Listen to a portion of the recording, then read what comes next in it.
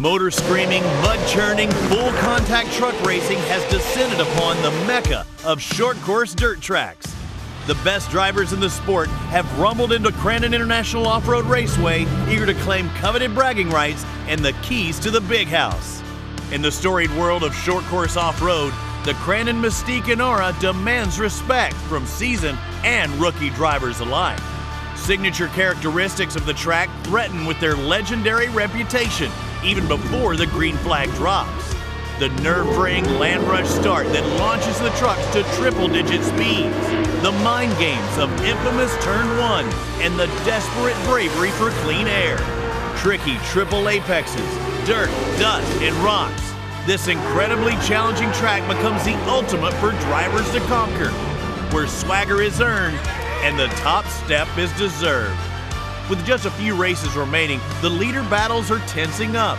Kyle Kleiman looking for the Pro Lights title just ahead of a hungry pack. Pro 2's Luke Johnson trying to pull away from a determined Brad Lovell.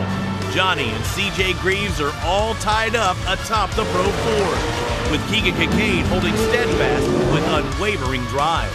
But with anxious, determined drivers increasingly willing to sacrifice their truck for a podium finish, there is no rest for the favorites. Every race, every turn, every rut is a hard-fought battle. And today, in front of the sport's most rabid short course off-road fans, there's no better world stage than Crandon International Off-Road Raceway.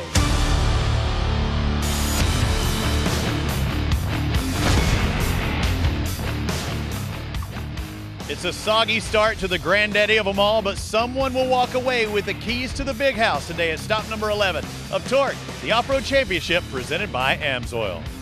Hi everyone, welcome to the big house, Crandon, Wisconsin. He's Ricky Johnson, TORC Series champ. I'm Robbie Floyd, and we have a soggy start. It rained this morning big time, but we'll kick off racing with the Pro 4-wheel drives, and Ricky, they can handle it the best, but with this rain brings a lot of drama. Well, we have three factors. Number one, land rush start. Anybody can get the whole shot. It's how you get off the line, and if you're willing to commit to that first turn. Why do they fight so hard for that start? Because of the roost. The roost is so heavy here. Guys are going to be going through 30, 40 tear-offs and still wiping, looking for vision.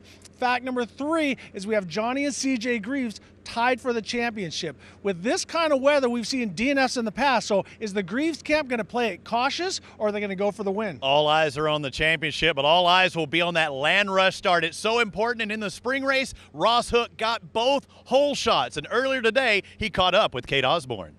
In all forms of racing, the start is key, but especially here at Crandon. And one guy who knows how to get the whole shot is Ross Hook. Not just the first race, but the second race here in the spring, you got the whole shot. What is the secret?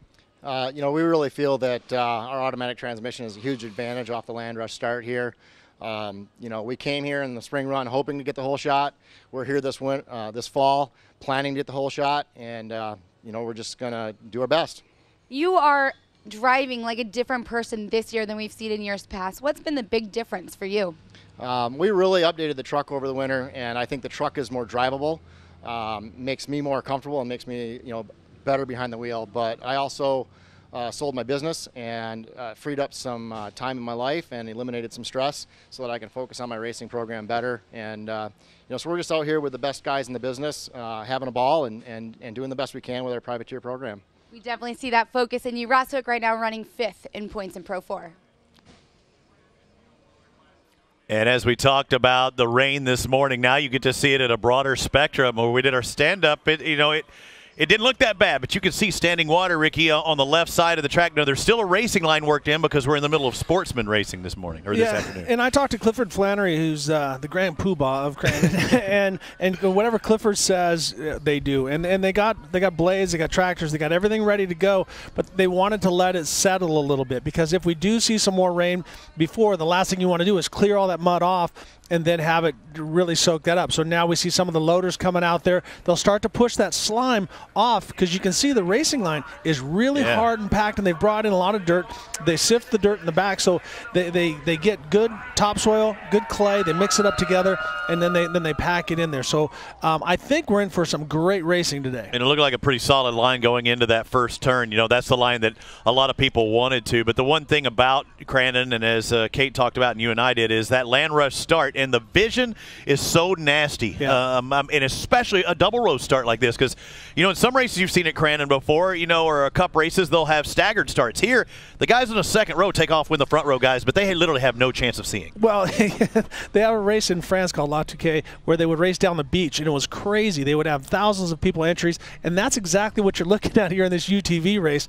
It is unbelievable how many people have showed up for this. We have Yamaha, Polaris, Can-Am. We have all these different vehicles out there, and everybody has a shot. Everybody has an equal shot on that front row for the whole shot. An evil shot. I like that one better. I know it was sneaking out, but it is going to be evil in that first turn, and I get to see you, or I saw you in the pits trying to work with a particular driver and try and give him certain keys and certain focal points, because it's not just losing your vision.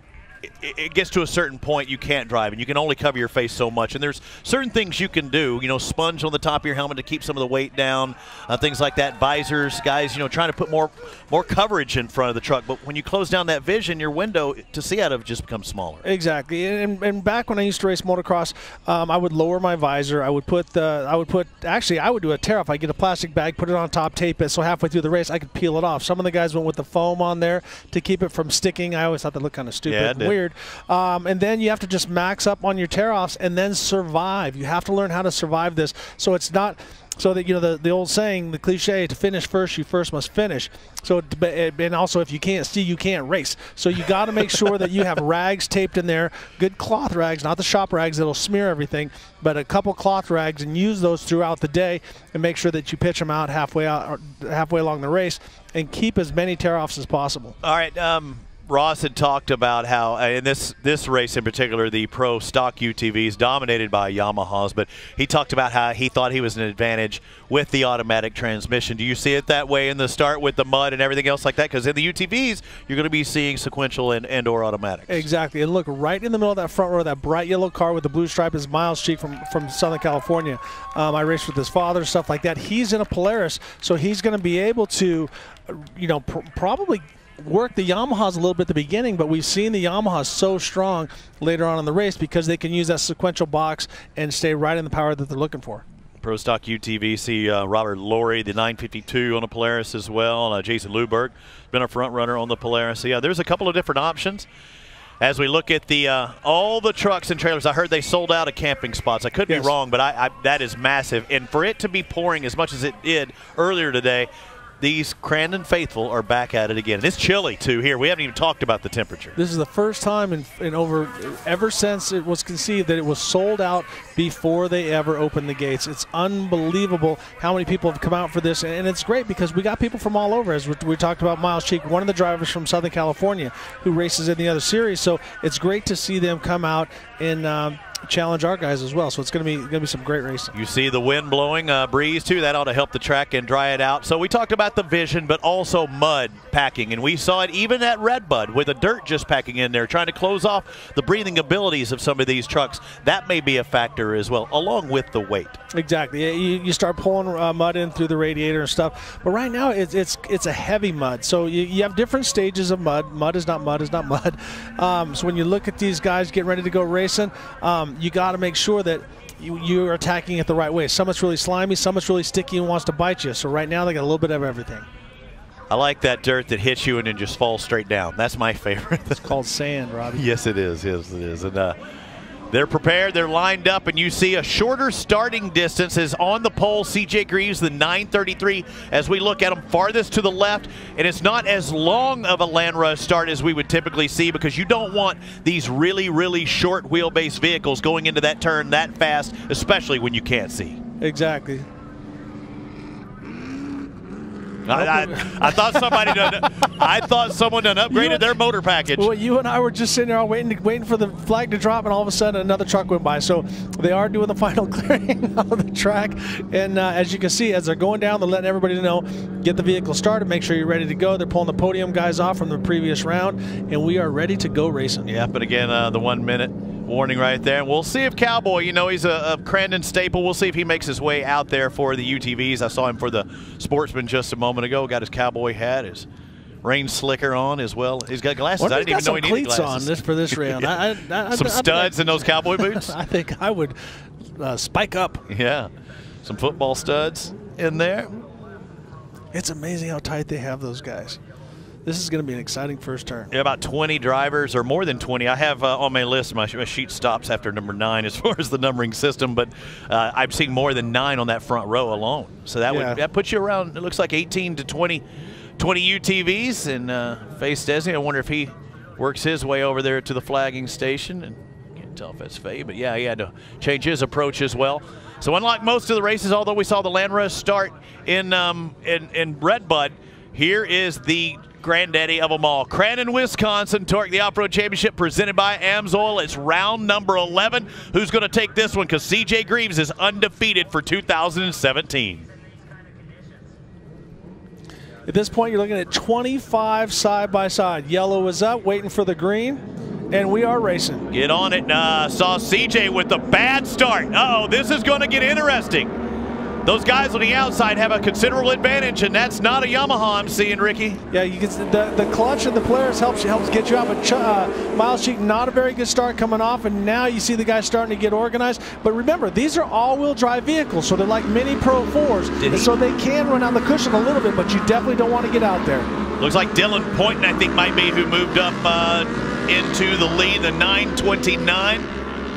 Again, dominated by Yamahas. There are Polarises in as well. Looks like Ross Martin in there. The 952s who's actually got the start. Robert Laurie, one of the Polarises we mentioned and you talked about that would have an advantage, and he definitely is strong up front right now. Yeah, the bikeman entries have been fast since we started this last year, but right now we got a Yamaha up front. And it's Zach Martin, not Ross Martin. I got my disciplines confused, but it's Zach Martin in there, the 918 out of Cochran, Georgia, trying to put the pressure on.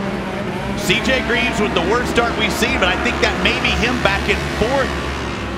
And yes, that is the 933. So it looked like he was going to be around 8th or 9th, and he's already in 4th place with realistically a lot of race left. Now, one thing about it is they're running the short course, yes, Ricky, not the long track you'll see the trucks on. So the people that are watching that have not seen Crandon in the past, where they came down in the first turn, where they run the bigger trucks, they're going to run what they call the long section. It's got the big start turn, the long straightaway down into turn 1. Here, they run the lower section. Look at CJ Greaves going to the inside. A mechanical looks like for one of our drivers. CJ set that thing up like it was a Pro 2, Pro 4, and just tried going outside to inside, but he's in the wrong spot right here. If Laurie wants to push him wide, he can do it. Nice driving by Laurie. I think he was very generous. Well, yeah, you don't want to.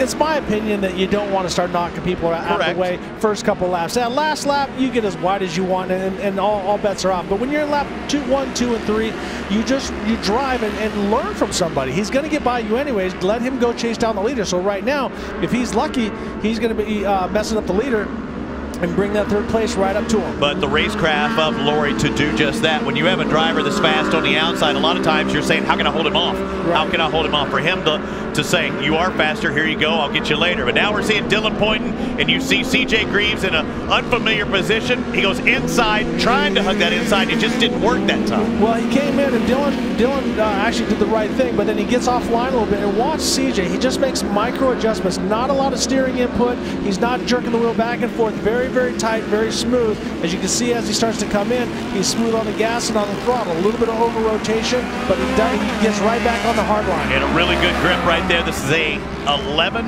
How many laps we're going to go for the 12 for these guys? 12 for the UTVs on that shorter course, 9 for the big boys in the trucks.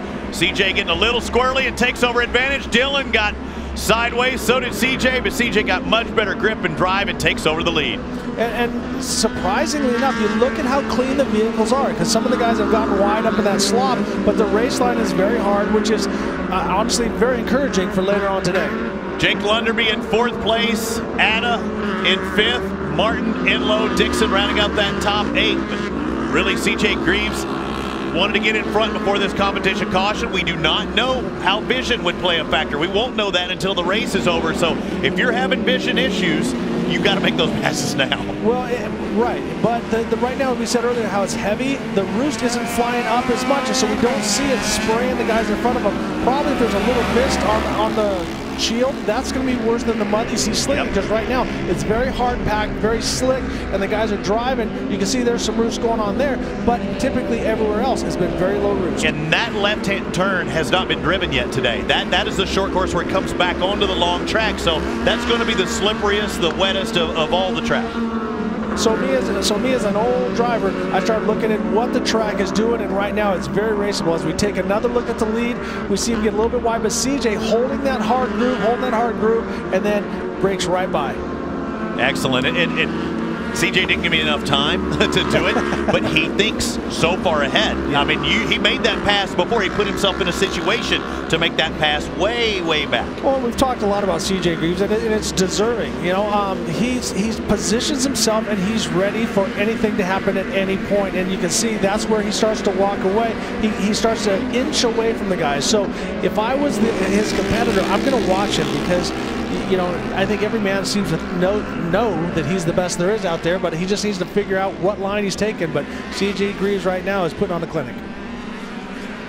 Monster Energy, Yamaha, the Yamlube, and Maxxis tire entry. And we'll take a look what happens here. We don't know. We're about to guess. I'm thinking that guy on the outside is not going to be so good. Oh, it's the guy inside of him. Red Rover, UTV rolled over. Yeah, that was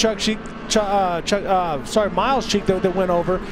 He was right in the middle of the field, got in, got bicycled, actually all on his own, but then got a hold of the other guy, and then he went. So Miles Cheek, another driver from Southern California coming out. You can see how the back spindle is bent, so he's pretty much his day is done. So we look in there, Greaves, Point, and Lunderby, Adam Martin.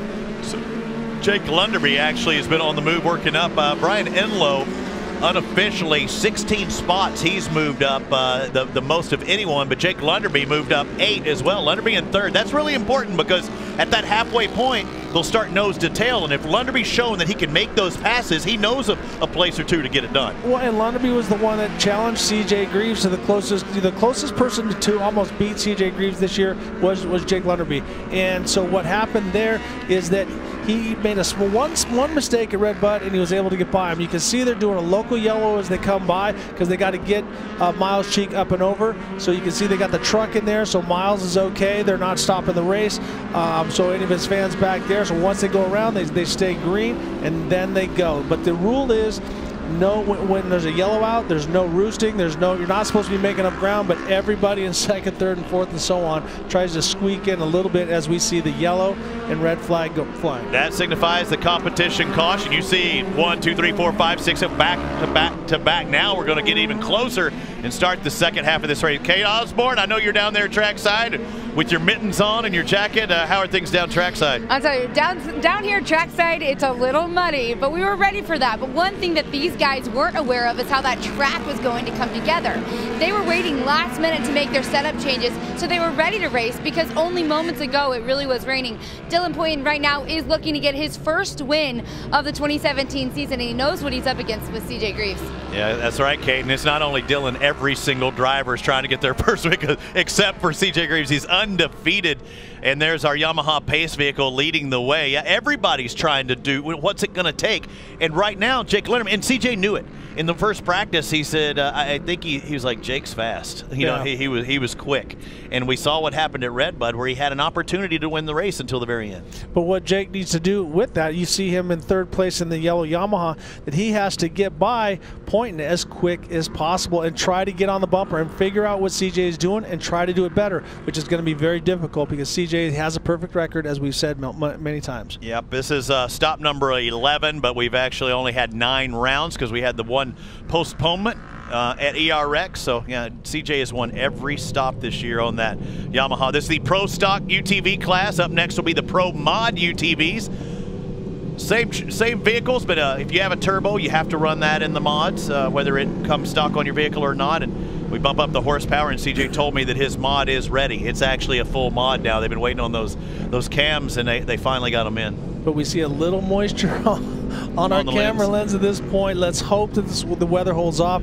You could not believe how hard it rained here earlier, and the fact that we're out there racing is a testament to the track. And we're talking about Clifford Flannery and everybody from Crandon International Raceway, how well they've done with making sure that it's good and packed in, because you can see the race line, how hard it is. You would not, a lot of people were talking about they thought it was going to be canceled today, and I think we might have one of the best racetracks ever with this overcast. And the sportsmen also that have raced prior to this, having to struggle through there and showing how they can go fast. You and I saw one of the best hole shots ever by Dale Chestnut in his race earlier.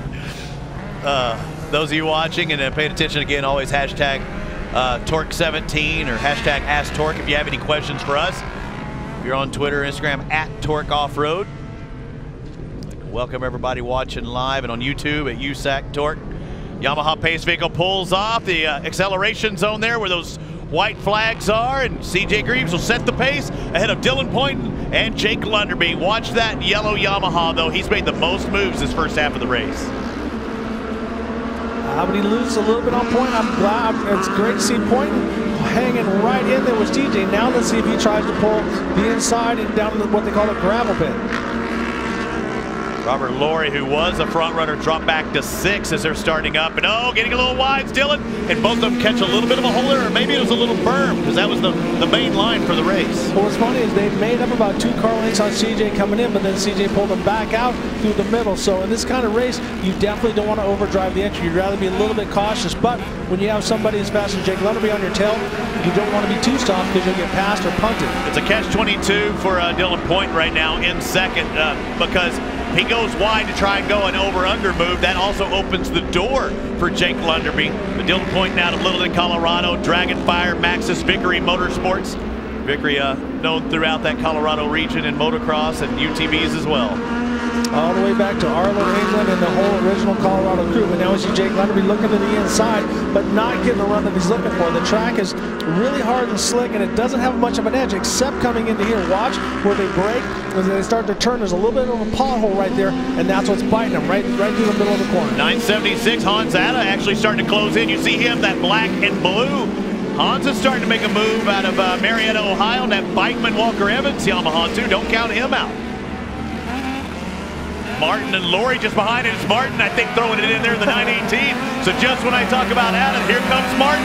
And now Adam's trying to get back out, and Martin's on the move, and he's closed in on Jake Lunderby. Yeah, Martin has been a guy on the move this second half, and now that he's caught Lunderby, can he pull that same move in the next lap? Zach Martin sits in second in championship points. He's been a front runner, just hasn't quite taken that next step yet with, I believe, 3 second-place finishes. Right now, he's 4th UTV in that picture, right behind that yellow Yamaha. But, Robbie, you've seen it a lot in motocross. So sometimes guys are great in mud, depending on where they're from. Now we see him taking a peek to the inside and going back to the outside. Lunderby pinches the corner a little bit.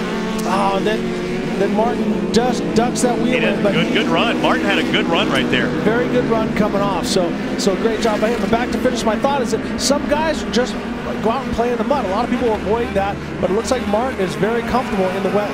Back in the day, they say you were one bad mudder. Yeah, it's crazy. I came from Southern California. I think it's because anytime it rained, I just went out and played in it. I was like that kid walking to school kicking puddles, and so anytime it rained in SoCal, we were out there getting it done. You compare mud to sand? I mean, to close out, do they have similarities or?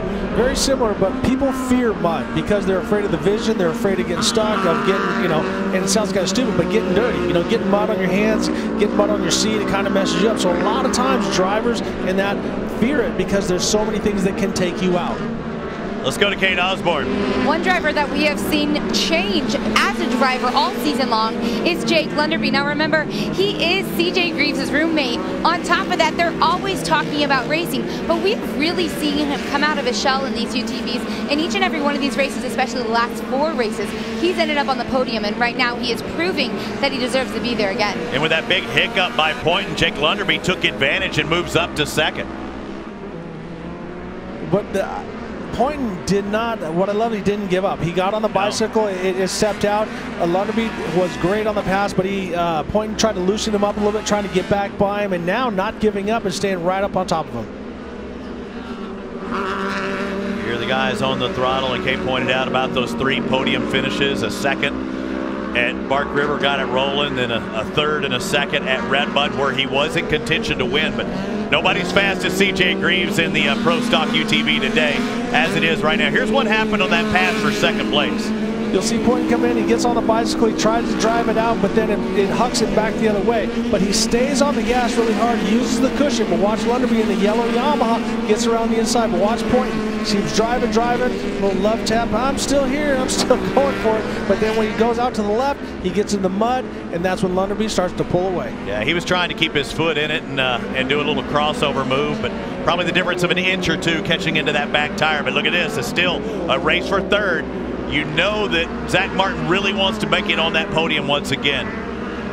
Well, Zach was very, like I said, I think that at the beginning of the second half, he was very fast. Now he's trying to finalize and find his ways around. He can catch Point, but getting past him is a whole other story because the track is not that wide.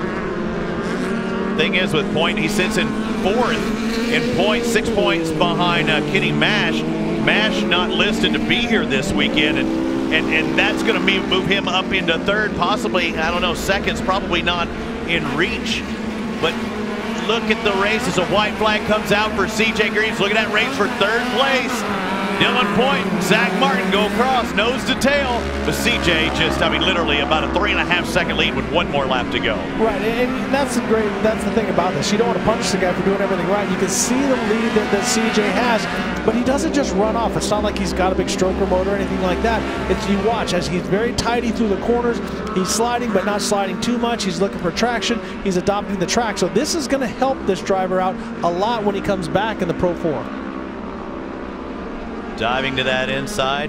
I think he's also looking, he's driving with big eyes right now, and he knows that advantage. He is trying to use this because the next time, you know, actually he's still got another race before then if he hops into his mod. So he's got a lot of practice time. Well, in teaching, I have a wacky statement, you know, condition before position. And right now he's running in the best condition of the track rather than the position of the road. And another win, a perfect season so far for that Yamaha as he takes the Yamaha checkered flag.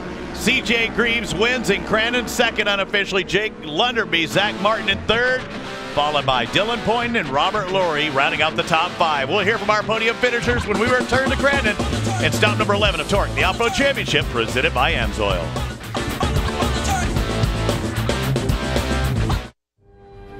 When it comes to protecting your engine, AMSOIL offers the next level performance truck owners demand. AMSOIL provides 75% more engine protection against horsepower loss and wear than required by a leading industry standard, extending the life of pistons and cams. Give the vehicle you love the above and beyond fortification it deserves. AMSOIL, devoted to protection. Cooper tires on the ground, go round and round, round and round, round and round. Tires on the car are warranty. And what you need, the tires on the car help keep you safe. They grip the road when you hit the brakes. Your tires matter, so count on Cooper, an American company since 1914. The tires on the ground go round and round. What a wet day, a chilly day here at Crandon International Off-Road Raceway for the keys to the big house. The 11th stop on our tour for 2017. The fans are out. Looks a little foggy, looks a little wet, looks a little cold. That's because it is a little foggy, wet, and cold. Robbie Floyd, Ricky Johnson, Kate Osborne's down trackside. She's going to be with our winner here in just a moment after literally every round of 2017 in the Pro Stock UTVs. C.J. Greaves has showed his dominance once again, and it may be with the Land Rush start, he's trying to dial things in. It may be the worst start, without question, we've seen from him this year. Yeah, well, you can't dictate, like in Supercross, you can pick your spot, and you can go, well, do I want to get next to the box? Do I want to go inside? Do I want to go outside? Here they just line them up. Number one starts the number one spot. Well, all of that rain settled down into the inside. Onto the lower side. C.J. Greaves had the best position, but as I said before, condition before position. It was the worst condition, and so he just spun in the mud. Don't make fun of me. It works. You're right. People remember. I love it. And so that's one of the things that I try to teach students and stuff like that is that when you're driving off road, it's the condition of the dirt sometimes is more important because you have road racing lines where you want to arc it, and also in starts, the inside is normally the best. But when you don't have traction, you're stuck in the water. Look what happened to the guy that dominated the race. Got a terrible start because he just spun. And they're obligated to take that inside Exactly. and have to work our way out. Unlike motocross, and you see them, you'll have all these lines. You get first pick. You take where you want. And how many times there had been a good jump, a spot behind the gate, but out in front of the gate it wasn't so hot. Exactly. That dictated where you wanted to go. Yeah, and that's kind of where that whole thing came from when I was working with the Suzuki guys at Stefano Rancata, and so he had to come through the last chance, and at San Diego he had to start all the way on the outside. It was really wet. Actually, no, I'm sorry, it was San Francisco, and he started all the way on the outside where nobody had started all night long, and he hole shotted. Yeah, like, you're saying it's money, dude. Just get out like there. Chestnut, man. He just killed it, and he was flying out in front, and so that's where I was like, okay, don't worry so much about the position. You've been to Loretta Lynn's, same thing. Yeah. Next to the box, the ruts are really deep. It doesn't work so well. So actually, my saying worked. Condition before position. But as we're watching this is great news. They're bringing out the tractors. They're moving the slop side to side. So as we get into the bigger vehicles, you can see how many different blades and tractors they have going. I think we're going to have an epic day of racing. It's going to be good. It's going to be solid right off the bat for the Pro 4s because you know what? I mean, they can manipulate the track better than anybody else. So you'll see it develop even more for the lights. And then come two-time, it should be money. Yeah, no, I feel really good about it. This place drains better than any track I've ever been at, period, in my life. 2-3 years ago, it flooded when I was in Rhinelander. I mean, it's an absolute flood, and we had some of the best racing later on that afternoon. Well, and they planned on it. You see they got excavators. They're not messing around because they know we're in Wisconsin and they know things can happen. So it's not just a matter of having, we have a tractor. How often do you come to a track they bring out the backhoe? Yeah, that's called an excavator. That's a super backhoe. Hey, so right I there, know my hose. that's a big backhoe. But look, they got regular tractors that are pulling and packing it in. So they're trying to do a combination of different things, but also that is to help them pull the water off and get it down into a low spot, also so that the drivers are safe as well. And the track packer back there. That's what I'm saying. They got everything going on here, but if you notice, you got the safety crew down there with the yellow helmets. That what they're doing is they're digging a bigger hole that's where the drivers can't get to, so that the water has a place to drain. Because what you don't want to do is just make a big hole right next to the track, and the next, you have a driver going down in there. But right now, they're doing an awesome job of getting the mud off of this track.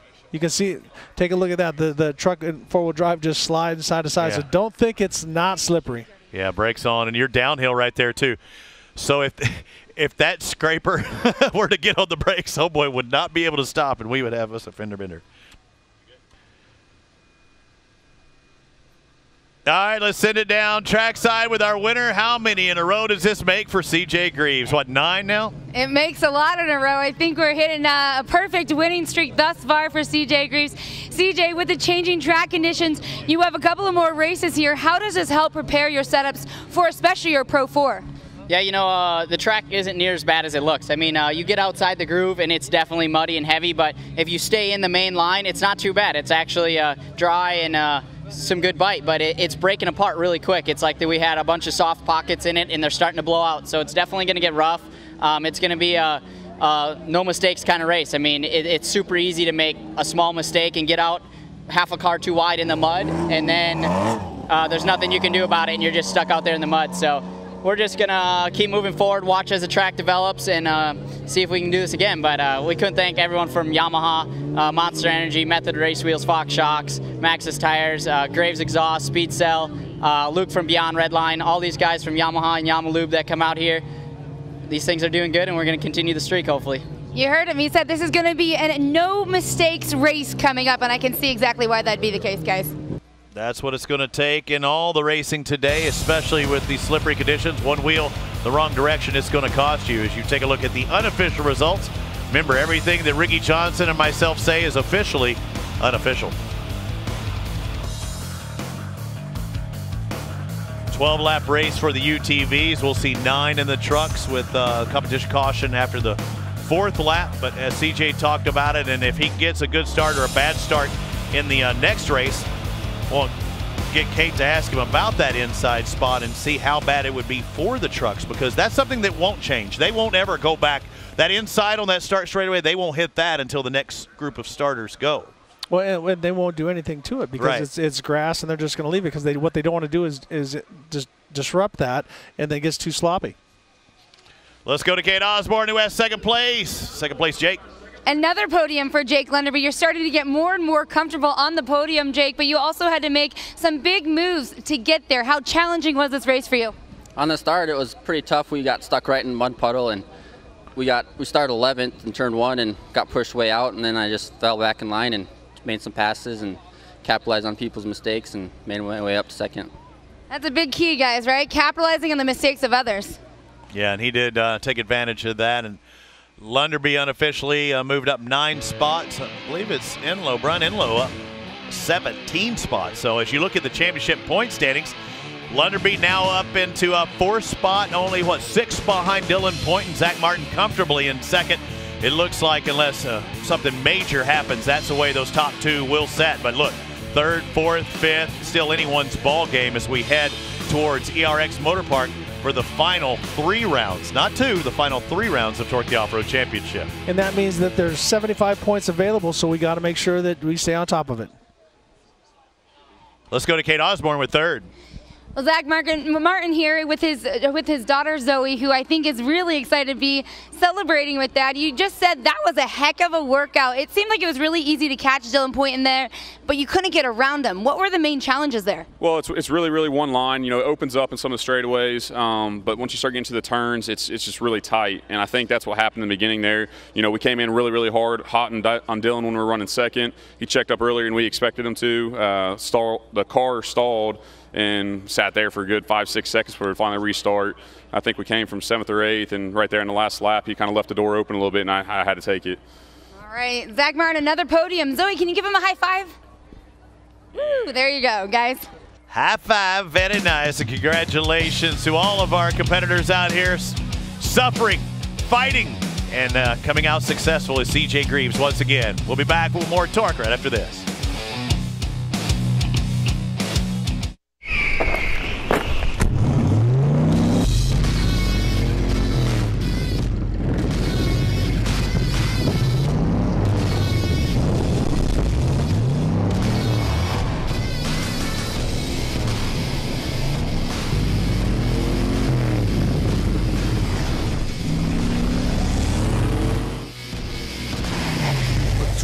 Trailblade tires, the weapon of choice for wherever you want to go.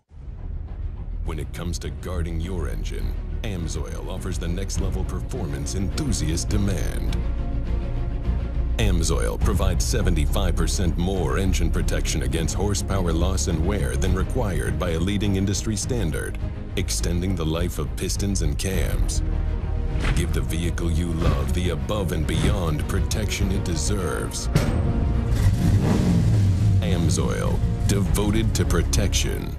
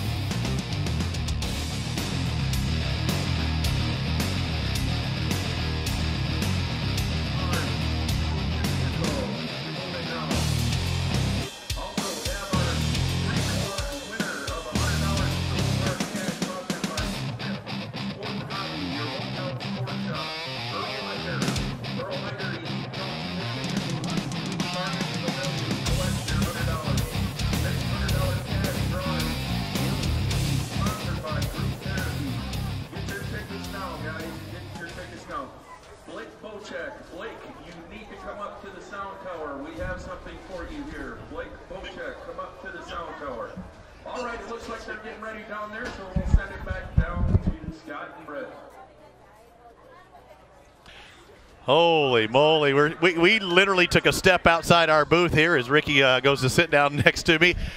It's chilly out there. It is still wet out there, and a lot of roost being thrown on some of the people here in at Crandon, Wisconsin. All right. What you thinking, Ricky? Well, about broke my ankle and my finger Daryl, as I fell out the door. But you know what? Someone today He's going to be rich. Going to be a bad mofo. Yeah. So I'm getting more and more creative with my dollars. So I want to thank my mom for teaching me that my creativeness. But I want to say, Vision Wheel bad Vision mofo. Wheel stepped it up. So as you can see on one side, it says keys to the big house. The other side, it says bad mofo, and underneath Vision Wheel. So we want to thank them because they bring out $500. They stepped it up. They doubled the money. So single event weekend. Yep, single event weekend. So one guy in one of the 3 different classes. Of the truck classes. Of the truck classes is going to walk away with $500 cash. And it doesn't have to be a winner. It could be a special moment. Maybe he persevered the whole time. Maybe he rolled over, got back on, and still made the podium. It could be several things. And we've seen people that we thought would win didn't win, and then somebody else did. So it's open. It's anybody's game. Yeah, and it's great because for one, it's a piece of memorabilia for you. To remember something that went well that day. Like you said, you might roll and get back on your wheels, or fight your way from the back, or maybe dominate multiple classes. We don't know, but what we have seen is sometimes some rookies come up and make a big statement in racing. We saw that a couple weeks ago at Redbud. And so, good luck. We tried grabbing some coffee out there because it's cold. It is chilly here. I mean, it has turned things around, and I know people don't really recognize that from around the country. And I'm trying to figure out all the ways you'd be watching from the homepage at TORCseries.com or whether it be YouTube. /USAC Torque.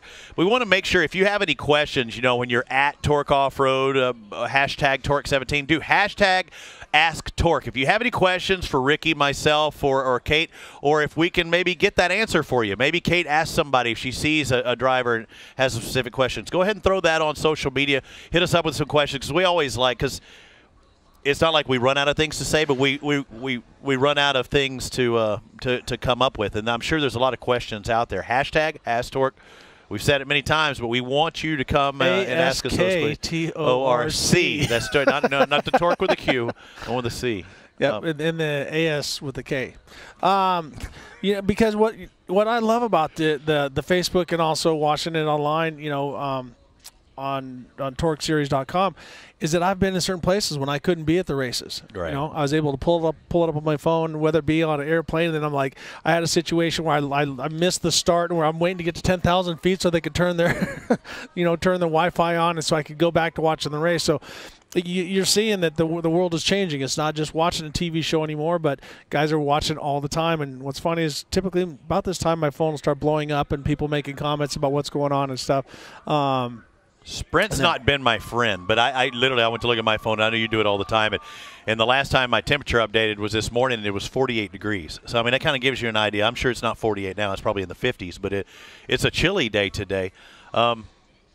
Typically, did that affect you as a driver? Unlike motocross, where I think it's physically a little bit different. Did it affect you? Because a lot of times, I'd say 99.9% of the races, it's hot in the cab of a truck. Yeah, it's still hot. It's still hot inside the truck because the motor's sitting right next to you. The heater's there. The shoes I have on are burnt because I rode next to Ricky in the deal. People don't realize that I have regular shoes on, tennis shoes, some Nikes, and it burnt my shoes like burst flames. Melted them. Yeah. So we when you're out there, when you're driving, I used to have to wear a leg pad because the header would be so rest close. Up against it rest up against it. You don't realize that after you were done, and then all of a sudden one day I had blisters all over my legs and stuff. So after that, I made sure that I wore another knee pad over the outside of my my driving suit to give me a little extra cushioning. But when you're out here in the races, it's really not that bad when you're driving because you are confined inside of there. But it's just you're more concerned about the roost. You wore knee pads, huh? In a torque race. I was like volleyball. Knee pad, and just elbow pad. There's a Potawatomi turn 1. Where is that first turn? It's over there at the end of the straightaway. Yep, it's turn 1. As Walker Evans Racing, the home of the legendary leap, that launcher, Walker Evans. And Walker Evans himself is here. It's great to see a bunch of guys. Scott Taylor, I saw him out here. I think the winningest Pro 2 driver ever. Then all of a sudden Jamie Flannery is out here, and then Walker Evans is here. So it's great to see a bunch of great legends out here enjoying the races. That is awesome. Pro Mod UTVs, you see very much like the Pro Stock. Look at how many there are. 20 some odd racers there. 1, 2, 3, 4, 5, 6, 7, 8, 9. That'd be about 22 or so, as there's our podium finishers from the Pro Stock. Once again, and I said, what is that? 9 wins, but no, that's the 10th win for CJ Greaves. Ever since we had the one moved, I kind of lose track. He's trying to make it a perfect weekend. We've had a lot of sweeps at the previous Crandon in the spring. I think in 3 or 4 different classes, the winner on the first round won the next round. So sweeps are very big here. CJ trying to go undefeated like we've seen him do before in winning both pro UTVs as well as the Pro 4. Well, and there you saw some driver etiquette. It's like, hey, early in the day, got to drive a lot. Don't spray each other with the champagne. Don't get sticky, nasty, stanky. Yeah, I don't want to be smelling champagne up my nose all day, and I don't want it in my eyes. So we are going to be headed to the mod UTV, which we've seen a lot of different, a lot of diversity in brands. You know, seeing the different guys. Cheney, who's been so fast and so consistent week after week, has a win, has multiple second places, and that Can-Am definitely handles down the straightaway. Yeah, for as consistent as CJ has been in the pro stock UTVs, Kyle Cheney's been in the pro mod UTVs, except they've been second places. But second place, at the rate he's been going on, will win him a TORC Series championship. But Rodney Van Eperen just behind. So, yeah, Cheney with 6, 7 second place finishes, a win and a third. That's consistent, but Van Eperen's been the cream of the crop as far as wins are concerned. He had one race where he had a mechanical difficulty, cost him 16th back in Chicago, but right now we're going to see who can get the start. Ricky, you say that's the most important part here at Crandon. Rodney Van Eperen had the inside, and once again, it did not pan out. Whoa, unbelievable. Van Eperen back again, 8th, 9th, that's him on the inside right there. So a big disadvantage we've seen now twice if you've got that inside spot. It looks like we have Cheney in second place, but out in front with an unbelievable hole shot. And I think that's hold on, I got a call on it, but unbelievable start. Travis Pointer, I see the one now. I know who it is. The guy who's had nothing but bad luck this year finally gets the start. So it's Travis Pointer out of Ohio on that Polaris Bikeman Performance crash chatting machine. I could tell it was a Bikeman entry. I just couldn't tell which one. And he was the national champion last year. He won the TORC Series. Yeah, Travis definitely knows his way around. He's had some terrible luck this year, but right now he is on a roll. Travis Pointer leads, trying to check out, even though he will have that competition caution at the halfway point. You see all the XPS drivers just behind him and crossing paths again, making contact. That was with Van Eperen. But again, it's the slipperiest part of the track, going back in the more conditioned portion of the track. When you talk, CJ Greaves was talking about, you know, how, and Travis goes around and now he relinquishes the lead. So something happened, either he broke an axle or something like that, but for some reason he just did a 180. And what did I say? The guy's had nothing but bad luck, and it continues here for Travis Pointer. Unbelievable. Dropping back out of position, so the 804 now. Tim Farr, you see him on that white machine up into second. Somebody dive bombing him on the inside, got to make contact.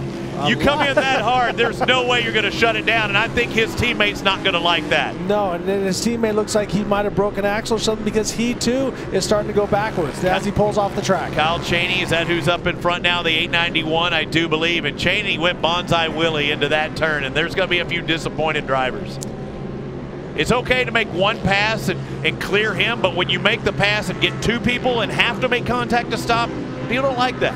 No, there's going to be some talking after the race. But right now, Cheney's like, I'm tired of second place. I want to get back up front. Yep, and you see the 804 just behind Tim Farr. Third spot should be Rodney Van Eperen. So Van Eperen showed that he's fast, much like we saw Jake Lunderby. Not with a good start, but able to work his way up. Let's go to Kate Osborne with more.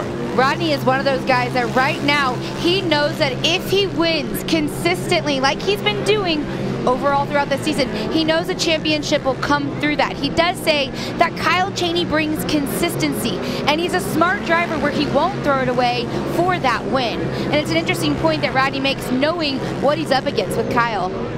And the thing is, though, if Rodney keeps winning and Kyle keeps finishing second, that's only 2 points. Unlike motocross, which you're used to a first and second differential being 3, it's only 2 here. Yeah, There's 4 rounds left. How many does that make? That's 8 points. He's behind by 13. Yellow flag. They're trying to slow these guys down. He's like, slow yourself down. They got to get them slowed down as they come around through the gravel pit. You see a driver up on his side, but who's making up a lot of ground right there in that orange and black car is Larry Pegram, the guy that does so well when it comes to racing, road racing and dirt track. Is that Pegram or Reiner? I think that might be Reiner in the 899. We'll have to see that in just a minute. Let's find out, how did this driver roll over? All right. Oh, we caught air on that one. You know what? That's some distance there. Yeah, but actually landed pretty darn soft. That was a lot of flipping, but not much contact. But look at the left rear. Yeah, tie rod gone. That whole swing arm back there is completely folded. So to have an impact like that, we didn't see the first part, but that's what threw the vehicle so high up in the air. So it's good to see that he's back up and going, or out of the car and safe. Trying to find that again. Looked like the 864 as we're back to racing. Cheney, Farr, Van Eperen, and Reiner, who I do have in 4th spot. Well, I cannot figure out who that was, but we'll try and get that for you. So as we look at our lead right now with Kyle Cheney, after that 6th lap, you know, we will still have that competition caution. So even though Farr, Van Eperen, a little separation right now, it will be nose to tail on the back half of that race. Now, I know you pointed out Larry Pegram. I think he's back a ways, so I think that is Reiner that's in 4th. But yeah, good to see the, you know, the dirt guy and the asphalt guy, Larry Pegram, the jack of all trades, back with us here in TORC. Yeah, and I was reading off the board, and I couldn't quite read the number, so apologies to the Renner family. Good to point out Worm here as well. Now we're seeing a little bit more pressure from Farr. He wants to get by at that comp caution. I think he wants to lead the field this second race. Tim Farr, again, 1 win to his credit, and that was back in Chicago, and there's a pass for the lead, outside to in. But Rodney's in this. Something's not, I don't know if did something happen to Cheney, or is that just a flat-out pass by Farr? It looked like either A, he let off and let him by, or if he had some kind of mechanical glitch, because you can see he'll go, and then all of a sudden he'll slow down and then take off again. Maybe you made so much contact. Was that a word from USAC? Maybe he made contact and they said you need to let somebody by. We're just guessing. We do not know that, but that could be an instance as well. I hear you, but I'm seeing how he's slowly losing time to Van Eperen and Farr. So something has gone wrong with Cheney. And so we've talked so much about him being so consistent. And this is what Rodney needs. Exactly. You talked about it in the stand-up. Things happen in the mud. I mean, and we'll see this in the Pro 4-Wheel Drive. Do Johnny and CJ go at it that hard with a chance to lose a lot of points in one race? Farr having a hard time getting that thing turned. He's more stab and shoot, or point and squirt, as our buddy Grant Langston will say. The comp caution is coming out. Red and yellow means hold up just a minute. We're halfway through. 6 laps down, 6 more to go in the Pro Mod UTVs. Farr, Van Eperen, Cheney 1, 2, and 3. Reiner, Schultz, Burns, Gilliland rounding out that top 7. Zach Zakowski in 9th spot.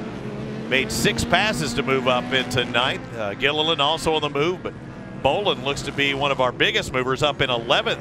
Actually 10th place right now. Bolin, 10 spots in the first 6 laps. Let's go to Kate Osborne. You know, these guys are out running hard, and one of the things we want you to join our conversation. Ricky and Robbie are a lot of fun.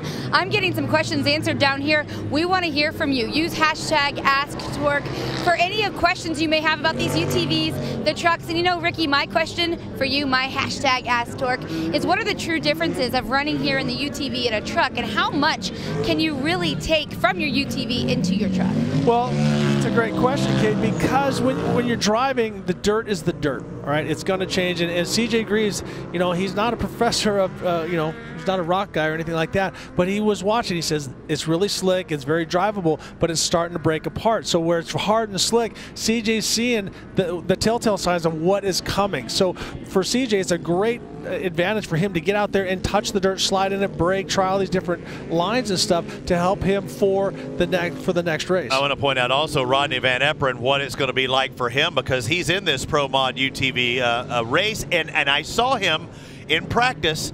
First time he's racing the Pro 2 this year. he almost spun out several times because he's not used to the Pro 2 with only two-wheel drive. He's used to the 4. Exactly. And it actually, you could tell it affected me. He's like, man, I'm just not used to it. Because with this little light vehicle, he turns in and he just hammers the gas. So the cadence of your foot and your throttle is completely different in a two-wheel versus four-wheel drive.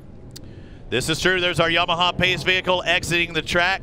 Those triangle cones up there will signify the acceleration zone. They can get on the throttle. Tim Farr can in that area. We'll see how he can do on the start. Look for Van Apperen, Cheney, Reiner again, back and forth, the black and orange roll cage. And a lot happens. Somebody on their side on the start may bring out full course caution. It looks to be, is that the 8? Is that Looper? Is that 80? No, it's Zakowski. Zach Zakowski must have got hit from the back. And it looked like 890. He had just worked up to 9th place as well. Let's see if we can see what happened here to Zach Zakowski on the start. Look towards the back of the field. As you see as they start to accelerate, everyone says go, go. But you see he's getting Rambo'd. No, he actually ran up too hard under the yellow UTV that was in front of him. The guy behind him doesn't know he's on the brakes. He got Rambo'd, and it was just a chain reaction. Yeah. It looked like a 405. Yeah. For those of you that aren't from Southern California, that is the highway heading north. With a lot of idiots on it that like to hit the brakes for no reason at any given time. But that's the case where you get that accordion effect right there. And that was a...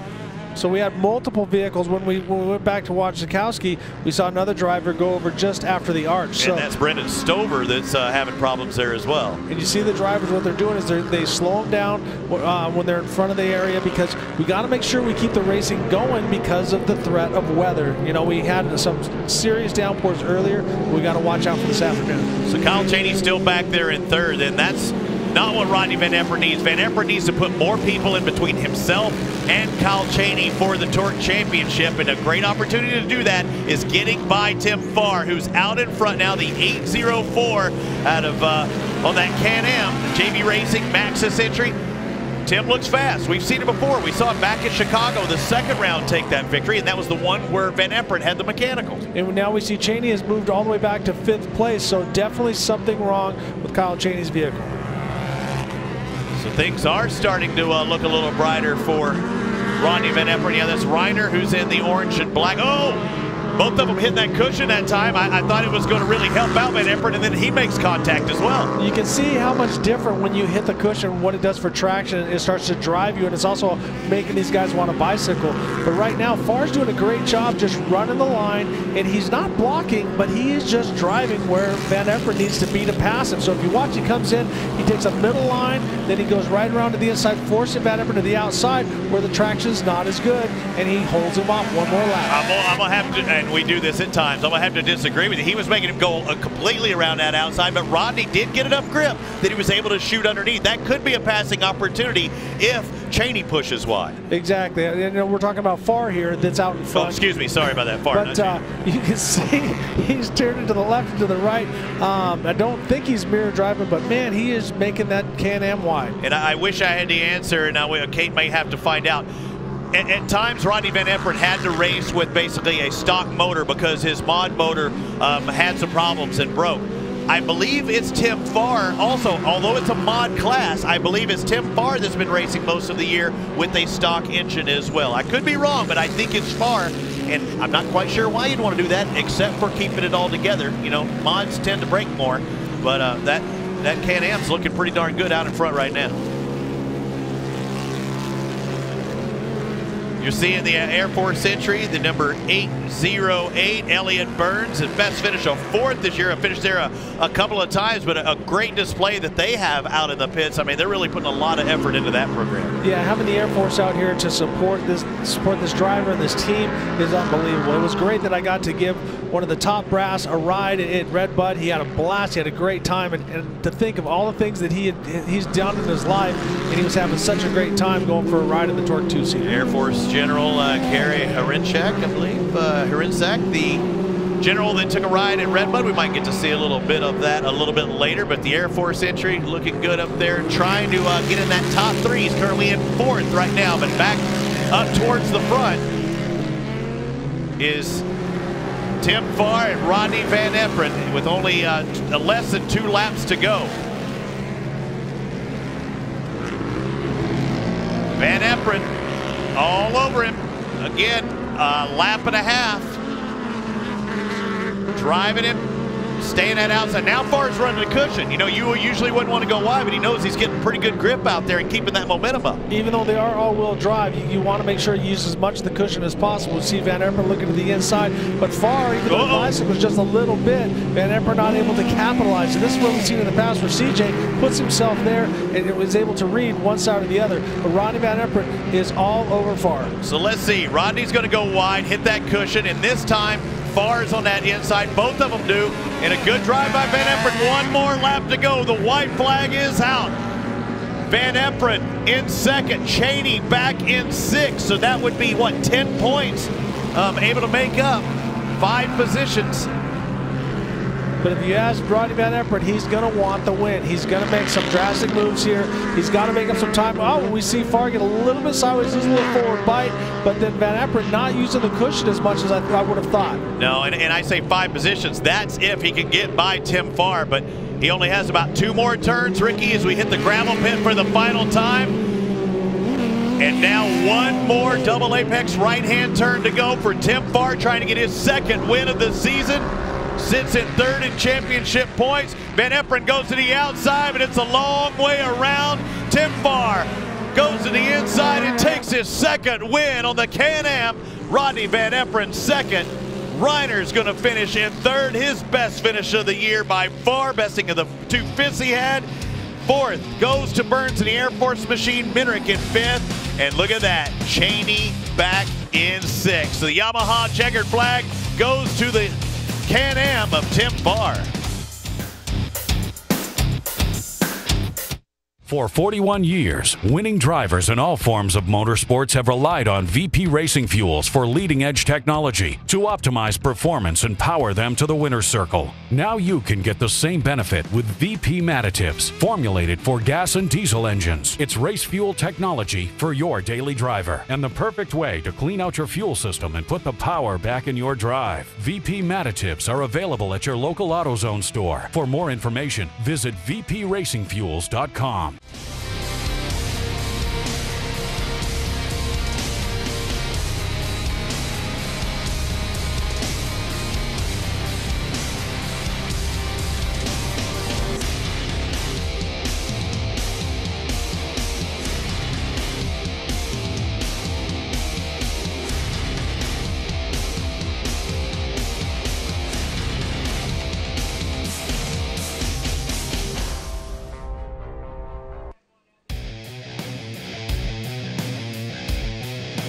Welcome back, everybody watching around the world. TORCseries.com. And this is TORC, the Off-Road Championship, presented by AMSOIL. We're at the keys to the big house. Seeing the track prep, and actually those are the forklift after to pick up some of the UTVs and help their exit off the track. Oh, it can't be all that bad out there, Ricky. Look, the people mover. The big dump truck at the far end up there, Pat, to the left of the barn. It looks like they're about to take rides around this place. Much more braver than I am. Yeah. I'm not going to that big truck at high speeds around slippery Crandon, but they do it here, and many, many people take advantage of it. I'm going to have to do it sometime, or we're going to have to get Kate Osborne in there and do it sometime. Speaking of Kate Osborne, she's down trackside. Tim Farr does it again, his 2nd win of the season on that Maxxis Can-Am. 2nd win since Chicago, Tim. It's good to see you back on the podium. You were feeling that pressure from Rodney from behind. How did you stay so cool, calm, and collected? You know, I've been racing a long time, and I know he has too, so I knew I just had to really be smart and check up a bit on some of the corners where I wanted to carry more momentum but protect the inside. The track actually came around pretty good, but if you got outside of the main line, you just lost time. And I did a couple times. I got out into the heavy stuff, and he made time on me, and I had to just really slow down a bit to go faster, and the last couple laps I hit everything perfect. All right. About minimizing those mistakes, guys, it comes back to that each and every time. That's right, Kate. As we look at the unofficial results, you see Tim Farr with his 2nd win. Van Eperen, another consistent top 3 finish. Reiner, his best finish in 3rd. Burns, Cheney back in 5th. So even picking up 1 spot, I believe we saw Cheney in 6th, picking up 1 spot. That could be the championship right there, because that's 2 points to his advantage.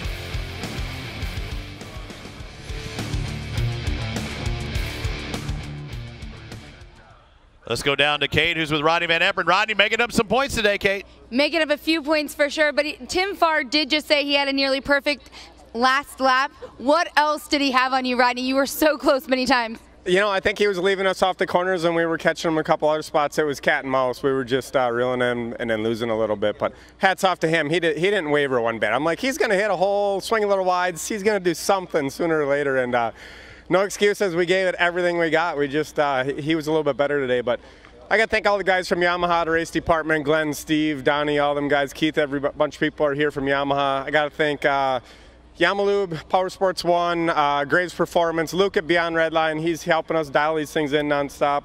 Maxis, Blue Crew, everybody. I can't even think of everybody, but thank you very much, and we're going to come back tomorrow and go for the money. Big day for points for Rodney Van Eperen. Talking about the solid laps for those guys. Tim thought he had the fastest last lap. That actually went to Rodney Van Eperen, that last lap of 51.3. But the fastest lap of the race did go to Tim Farr with a 51.1 back on lap 10. As you look at the championship point standings, Tim Farr back there in third with that win today. But look at how close it got, Ricky. That's what Van Eperen needed. One of those races where he does well and maybe a little not so well for Kyle Chambers. Well, and what you can't do as a racer is sit there and worry or hope somebody has a bad day. You have to just put in consistent performances and put yourself in position to win, and that's what both of these guys have done. But unfortunately for Cheney, this is the worst he's finished all year long. And still with 3 rounds to go and only 2 points separating first and second, Rodney Van Eperen still needs just a little more help. Kate Osborne, I say Mr. Reiner's probably smiling. His first podium here at TORC. Thomas Reiner has his first podium, and he is stoked about it. This is a victory in and of itself. What do you attribute this win for you? I can't thank my team enough. The Can-Am handled it phenomenally. Finally got to keep it together and got a good finish today. But we come from woods racing, so I think we like these conditions a little bit more. It's amazing. This is where off-road racing started, guys, in this kind of mud, right? All over in this, 1.7-mile track. Used to be a 25-mile lap around. So the difference in short course off-road racing has changed a lot in the past 48 years, but it's still a great time here at the Big House.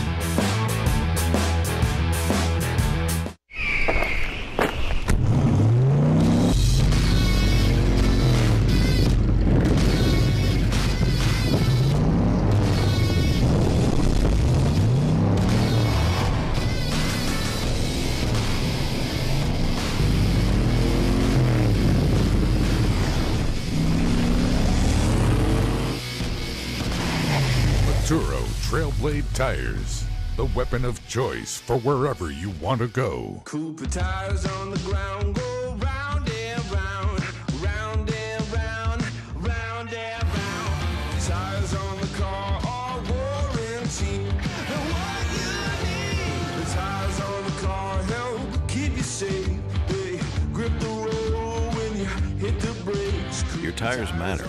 So count on Cooper, an American company since 1914. The tires on the ground go round and round.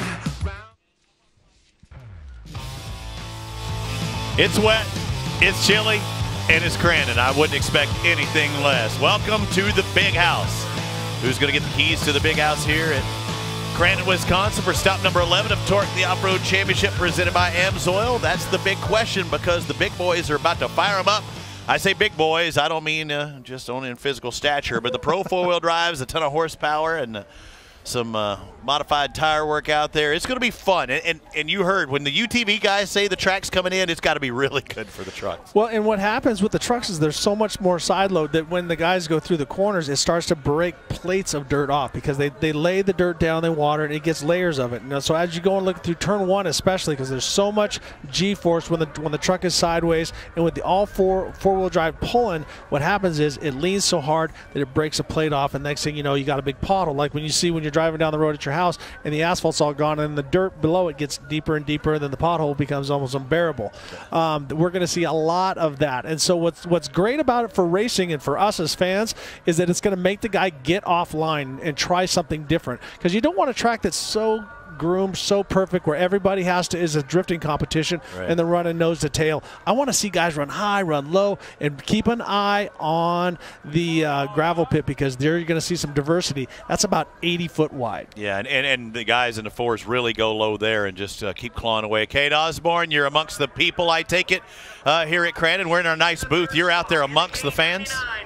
Oh, you know, gentlemen, you just stepped out of your booth and you said it's a little chilly. And let me tell you, friends, over in the booth there, RJ and Robbie, it's a little cold. But that's what it's like here. I mean, Crandon is the most unpredictable place to be. And that's one of the coolest things about Crandon is you just never know what you're going to get. I mean, RJ, how many have you seen? I mean, how many Crandons have you been to that none of them are probably alike, right? Yeah, every time it's different. So I have a question for you, Kate. In this weather and the humidity, did you go with the Brazilian blowout style, or did you flat iron before you went out? Are you just like, do you want more hair? Absolutely. You always talk about hair. I am follically challenged, so I just want to know. He lives vicariously through my hair, so you know he has problems. I got to tell you, I don't really have much control in my hair today. It didn't matter what I did this morning because it was going to do whatever it wanted to do. So, it looks great, gentlemen, enjoy your hair inside your little booth. That makes two of us. I have no control over Ricky Johnson here to my left. I do want to say, while we're on the topic of hair, I missed out my opportunity a couple of rounds ago to join in my 2 cents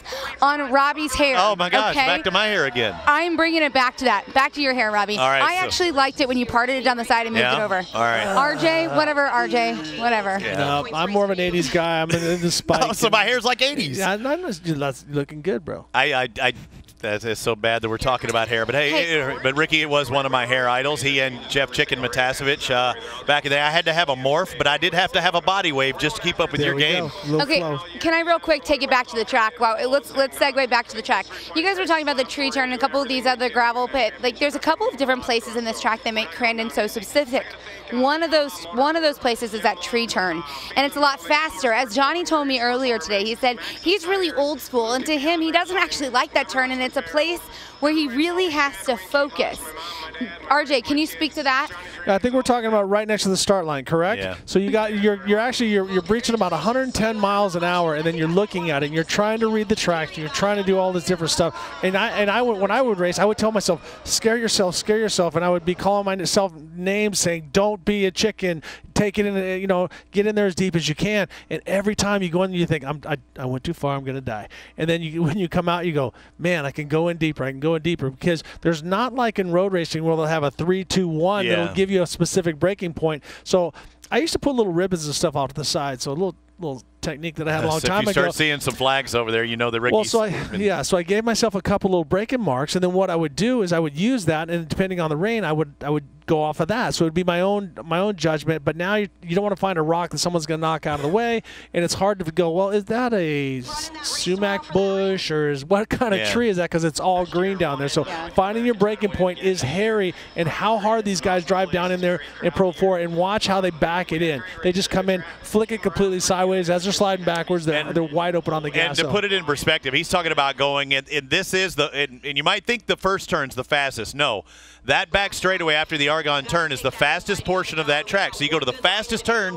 to the tightest turn, or the fastest straightaway to the tightest turn. That's why it's so special, Kate. And I think it's so interesting that like a guy like Johnny Greaves, who's been running this place for years, still gets in his truck and thinks about that particular turn and actually works on it, and then comes out of it and says, that was awful, I can't believe I did it that way, and or I've made some changes. And that to me is it's always learning, always improving. I think Scott Douglas thinks about that turn. Every driver, every driver that's racing every vehicle, you scare yourself, because in the stock vehicles, they're pumping the brakes trying to get it stopped. In the Pro 2s, Pro 4s, and Pro Lights, they're coming at it so fast, they're trying to make up time but not blow the corner. So it's on everybody's mind, not just Johnny's.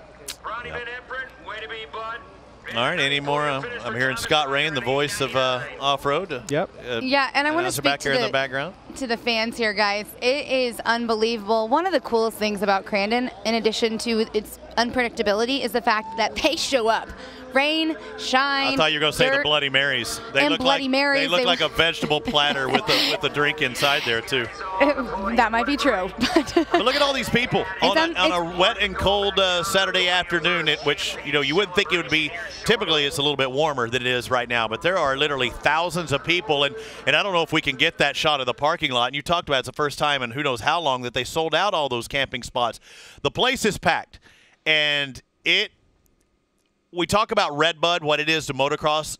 Crandon is that to short course off-road truck racing. And those land of the lost people, that Jurassic Park that is out there tonight, it will get ugly. And if you've never been to Crandon and you've never been a part of that, you need to be a part of that. And if you've been to Unadilla, you know what it's like out where the hill people the are. hill people. And so, you know, in car race, you got the Daytona 500, you got the Indianapolis 500, you got the Monaco, you know, Grand Prix.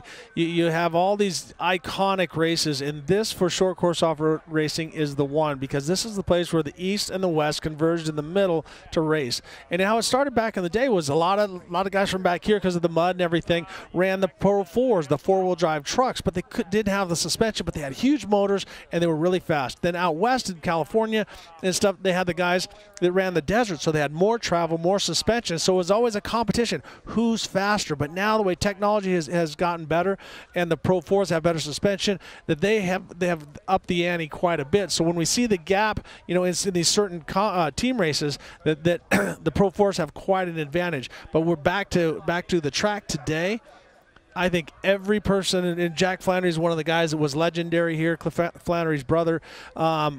He's smiling down on heaven because he sees how hard everyone's working to make this a great race. Yeah, this is a special race, and I only thought it was fitting. You talked about up the ante, and it looks like, you know, the people at Vision Wheel also have upped the ante for their Vision Wheel Bad Mofo Award. Who will it go to? These next 3 races you'll be watching here at TORCseries.com.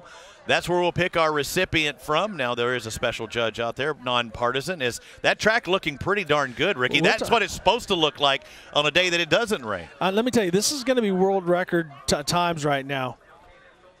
So either way, we'll talk about more about the track and everything when we come back to Torque the Off-Road Championship right after this.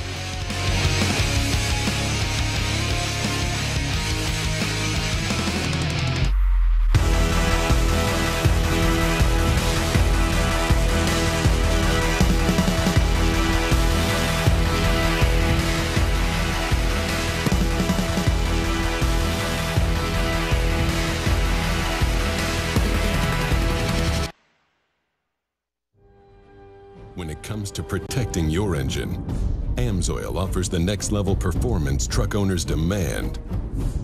AMSOIL provides 75% more engine protection against horsepower loss and wear than required by a leading industry standard, extending the life of pistons and cams. Give the vehicle you love the above and beyond fortification it deserves. AMSOIL, devoted to protection. Rugged radios. Work, race, play. Hey Steve, where you at? Experience clear communications through headsets or helmet kits. I'm up on the hill to your right. Oh, there you are. Talk vehicle to vehicle. Keep radio contact going. Copy? Talk to passengers. Copy that, I gotcha. And stream your favorite music. Complete communications for UTVs, base camp, toy haulers, or off-road vehicles. Rugged radios, the authority in communications. About time for the big show here at Torque the Off-Road Championship. The Pro 4-wheel drives are lining up as we speak, and the fans heading from the concession stands back to their seats. These are the hill people of Crandon. And just like in the Little League World Series you might have seen last weekend, you know, people have their modified chairs. The back legs aren't as long as the front legs, so they can sit there in nice comfort. And as we prepare to see the biggest, the baddest of the bad on the starting line next, including CJ, Johnny Greaves, Keegan Kincaid, Scott Douglas, Ross Hook, Chad Horde, Al Drews, Brad Lamarche, Stan Lebedeau, and Bradley Morris. There's Keegan Kincaid, who's kind of snuck into this championship points picture, only 8 points behind. 8 points separate first, second, and third. So this is really getting interesting as we head into the waning rounds. There's only 4 races, including today's race, to crown a champion. And Keegan has gotten faster every weekend. When he was literally welding tubes the week of the opening round in Chicago. So for him, he's making that, him and his father making the truck better and better all the time. But if you notice, Keegan's the 4th driver in that white hood, and so we have Chad Horde all the way on the inside, who, we've seen before that wasn't the premier spot, but they're that not was lined starting. up. Yeah, but they're not lined up absolutely straight. There's a slight angle, so each guy is back about a third of a car length. So that's going to put Chad in a great position. But watch for Johnny Greaves. Oh, look at that water! Look at that water! The water of the truck coming through. That shows you what that inside is. So it may not be bad where Chad is there, but we know progressively we've seen those guys taking off right around here on that inside it is. So if you're on that inside, it's your job to get to the left as we see it, get to the right as quick as you can. Well, just get to the first turn and you're going to start moving everybody to the left. It's just, there's no other way around it. But you saw that water splashing, and that could be hazardous for the drivers, because even though you have so many tear-offs, you still have a couple different layers. And so if you get water either up underneath it or down along the back side, it distorts your vision until you pull the last tear-off. So water's much, much worse than mud. Exactly. Mud, that's what the tear-offs were great for. And a lot of the guys went on, started following the trend that I started a long time ago of making a little gutter that throws the water over the top. So when you're looking at the guys with the shields and stuff, well, they'll take tape and then they'll run it over the top, so it creates a barrier to stop water from going in and also getting roosted up underneath. So what they'll do is they'll take tape. They'll run it like this, they'll fold it up, and as they put it over the top, here's the tear off, they'll put it there. That way it keeps a barrier, and also when the water comes down, it can roll over the top to keep that moisture out from in between the tear offs. So, as Ricky talking about, the tear offs are just a little transparent film that goes over, because eventually you see nothing at Crandon. You hope it's not water, but if you put enough on there, you're back to perfect again. When the water gets in there, things get really nasty. And it's not just between usually that outer layer and the next one. It gets into all of them. And now things are distorted. You might be able to see through it, but the turn is all over here. I mean, it's all over the place. You were doing something weird with one of the driver's helmets earlier. It's something that you've done in off-road that's different, but, I mean, you want to talk about serious tunnel vision. Well, yeah. So what happened is, way back in the day, I hate when people say that, but when they used to just have tear-offs with the paddles on it, right. and they weren't laminated and stuff like that, so you were limited to like 6 or maybe 8 if you were very cautious, but sometimes you make a mistake. And actually, Brock Glover, my teammate, I saw him the first time he did it, he cut little tiny squares. And so what happens is, once your tear-offs are all gone, you have a little tiny hole that you can focus through, but you don't get as much mud in your eyes. And so what I was looking to do for one of the drivers was I drew some circles, and then I could look out and look in the distance. So when the tear-offs are gone, he can look through those holes, and then also a rock has to come pretty much straight through the hole. Instead of having a full face full of mud, you could at most. Exactly, because when they crack their shields, they'll be looking up, they'll be looking down and stuff like that, but everything comes off the hood and goes right in. So that driver felt that he was just going to try to run 40 tear-offs and not go with it. So I think he's got a good plan, and I think, if the rain stays away, I think 30 tear-offs is going to be a good call. But it's the first couple laps that it's really crazy. And it's been, watch this Pro 4 race, because they're not just going to sit on the line. They're going to be moving dirt around like nobody's business. And I always thought that in racing motocross, and then I moved to cars when I realized I wasn't good enough at motocross.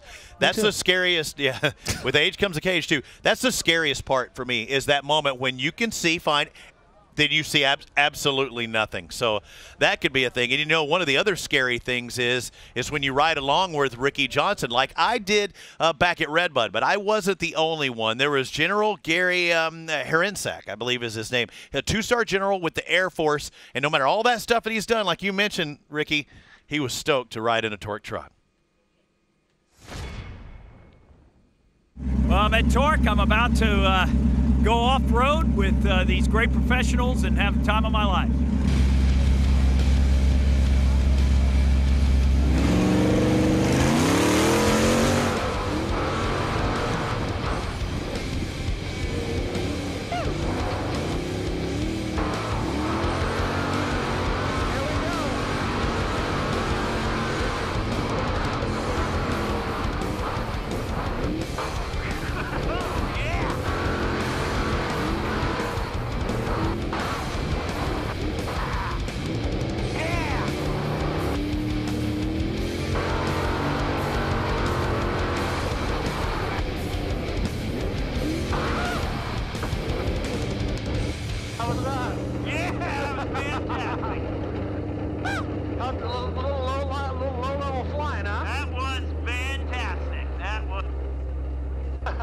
That's awesome. I love getting that air, man. That's Wow. right.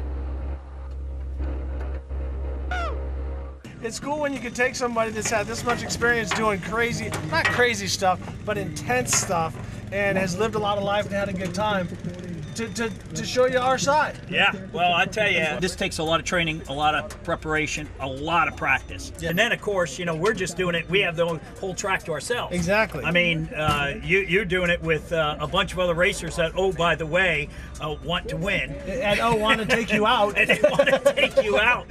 All right, let's go watch some racing. All right. Oh, General didn't want to just do the one fist pump. He was looking for two there, but he gave him a heck of a ride. And, go figure, the Air Force guy likes the air. Yeah, so we were doing some low-level flying by there. Right. But it's awesome because those guys normally are doing all that crazy stuff way up in the air. They do some low-level stuff, but they also, he knows that we're not flying. We're just flying for a short amount of time. But it's great to bring somebody into our world, especially somebody like a two-star general that's done so much for our country and for freedom and all that, and give him a little glance at what we get to do on a weekly basis. And I love doing it. I have the great pleasure of training some of the military special forces from around the world, and it's great to give them our gift, and really it's not our gift, a gift of what we get to experience and do, and that's try to go fast in off-road cars. Air Force General Gary Herinsek, thank you for coming out and joining us at TORC. Glad all the fans can make it out here and all of you watching online here. And maybe you can sign up. That was a special promotion they did at Redbud, and I'm sure they'll do it again for Ricky Johnson to ride along at a TORC Series race.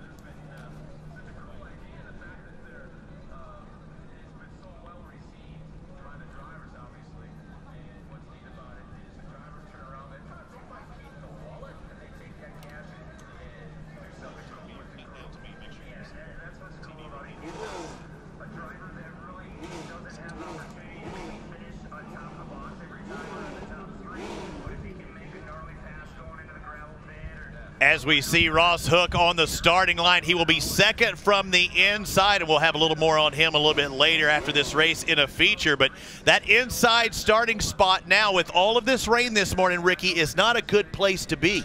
Well, it's a good place when it comes to the first turn, but when you're starting about taking off, a lot of that water sets down. So the guys in the first group, you'll see as they come down off the first jump, there's puddles in between each one, and that can be hazardous for a guy to get water up under his tear-offs before he even gets to the first turn. So if I had my choice, I would either want probably extreme inside or extreme outside. As we see the trucks you'll be seeing here at TORC the Off-Road Championship, we start off with the Pro 2 or Pro 4s, we end with the Pro 2s, but these are the big bad boys. A lot of horsepower, modified tires. I mean, these are the best of the best. Yeah, they got a max cubic inch of 440 cubic inch, about 700 to 900 horsepower, 20 inches of wheel travel, 4,100 pounds is the minimum, and they run a project tire so they can groove them any way they want.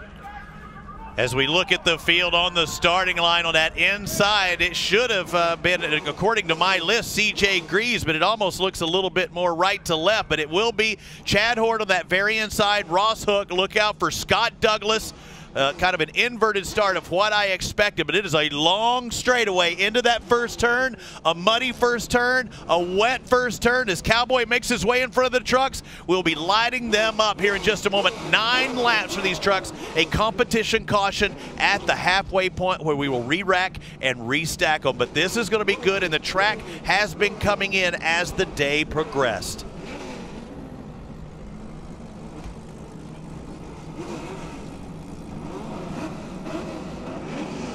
So now they throw it up to Faye, and we're waiting for the sign is going to the yellow side, and then all of a sudden there's the green flag. We are off to racing, and once again Ross Hook with a great start. Man, he is on it on those starts. That automatic transmission must be making, putting that horsepower to the ground. But look at Chad Hort on the inside. He won't be able to stop. And driving around the outside is Johnny Greaves into 22. Johnny Greaves with an extreme line, and that's what I was saying. It's one thing to get down there, but it's another to be committed. And Johnny is one of the best at committing to that first turn and just throwing it in. Keegan Kincaid up into 4th. CJ Greaves back there in the back, battling it out with Scott Douglas. That was an all-or-nothing kind of move, and you said it, when you can drive around that outside, now he has good, clean track ahead of him. And now we see CJ looking to the inside of Keegan. Keegan looking to the inside of Ross Hook.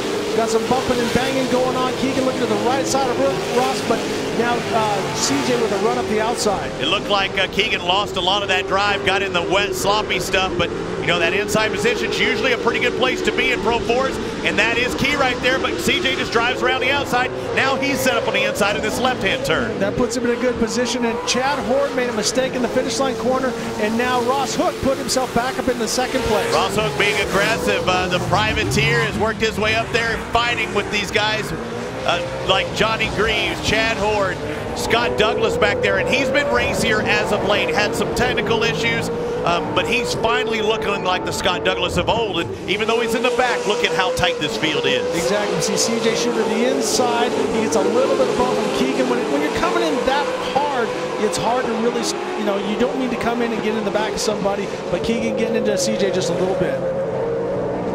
And powering down that straightaway, a 9-lap race. And there's where the roost could be at its worst and heading into the fastest turn of the track. Let's go to Kate Osborne.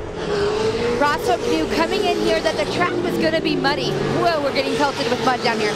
The track was going to be muddy, but that he thought it was going to work to his advantage with the automatic transmission. He's going to use that torque converter to lug the motors so you don't spin those tires like those manuals are inclined to do. I asked Johnny what he thought about the automatic versus manual, and he said if he could pick, right now he would go back to his automatic truck. Well, and that's a great point, Kate, because what Ross Hook does, he works very close with Charlie from ATD Transmission, so he can work on converter setups. And then now what's changed with automatics versus manuals back in the day is that now they have a 160 transmission, so it's a close ratio, so he can use first gear down in that start corner to help get him off the corner a little bit better. But now when you're coming in, you're just banging gears, and you don't lift when you shift. When it comes to the automatic versus the manual, where it has to either have an interrupt, which lets off for you, or you have to do it manually with your foot. Only a couple of gear changes, even with that automatic. But yeah, it takes away, keep both hands on the steering wheel. Things just feel so much better for these guys. And over rotation station, and we've got another pile up. It looks like the freeway in California. One guy makes a mistake, and when you're tight like that, everybody has to pay for it. Exactly. Then everybody is stuck. We see Keegan trying to get his truck going, and now this is going to help out Ross Hook because Ross, remember, we had pressure from these guys. So, but luckily for CJ and everybody else, they have a competition yellow. And with a big gap like that, too, let's take a look at what happened. Ross is fine. Ross rotates good. You see Chad Hort coming more to the inside, but as he comes around, the back end just steps out on him a little bit. He tries to correct it, but it looks like that he was losing front wheel drive. I didn't see any roost coming off the front wheel, so Chad Hort might have broken something in that front diff. And if he loses the front, the back's the only thing that he's driving with, and it will spin you out because the front's not clawing like he had expected him. And no problems for Johnny Greaves right now on the 22. Lives down the road, Abrams, Wisconsin, Monster Energy, Maxxis, Potawatomi, Method Wheels, Toyota, and listen to that Toyota power too. And this guy is trying to win another championship. He's battling with his son, and you talked about at the top, with the weather conditions, crazy things do happen. But when you have a situation like this is everything Johnny could dream about. Save the truck. You're not worried about the tires. But, I mean, it's practice time for him. Yeah, you can see the big interval between first and second, but I gotta compliment Ross Hook doing a great job. Scott Douglas, we see in third, and now we see the race back with Chad Horn and CJ Greaves. So evidently Chad Horn's front-wheel drive is working, because there's no way that anybody's going to stay that close to CJ Greaves without all-wheel drive. And I saw it pulling on the front as well, but now CJ moves up one more position. And in that championship hunt, CJ and Johnny Greaves, there was no qualifying or for them. They gain a point, but they are virtually tied coming into this race. See, it's the number 2 of Keegan Kincaid Division wheel truck trying to work his way, getting up in there with Chad Horn. Let's quickly go to Kate Osborne. 3 hours ago, guys, Keegan's truck was not to be found. It was at his house. They had to make a lot of changes to get this truck ready. He said coming into this race weekend, it doesn't feel like a normal race weekend, especially at Crandon, which is his hometown track. He says mentally, it's definitely something he has to overcome, and it's already a long weekend. Well, because there's going to be... Yes, Keegan looking to the inside of Chad Horn, a good dice going back and forth. So, we have a situation that Keegan was going to try some other things, but it wasn't going to. They weren't going to allow it. And then I don't know if he was trying to make a point or what's happening, but you can see that Keegan's setup, there's something a little bit awry. He's a little bit looser than he needs to be, and the truck looks very, very low and squatty to me. I know that there's mud out there, but now as we see him take a look at the inside of Chad Horn. I'm not saying he is angry, but it almost looks like he's driving angry. It's a very abrupt move, so we don't normally see out of Keegan. Well, and he could already be suffering from vision. I mean, he's been in a position where he's eating shovelfuls of dirt the whole time, so he might be down to a couple tear-offs, or as we said earlier, in that start, gotten water up in between there. But he's able to catch Horn very fast, but he's not able to make the pass. And get by him. Again, Chad Horn, he's won here at Crandon many times from Felton, Michigan, right down the road from Bark River.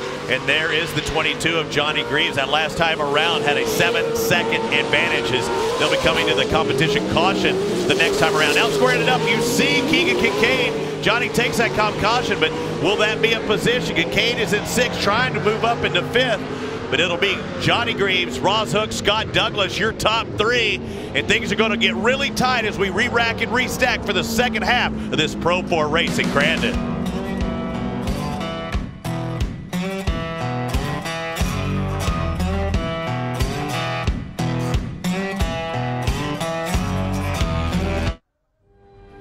When it comes to protecting your engine, AMSOIL offers the next level performance truck owners demand.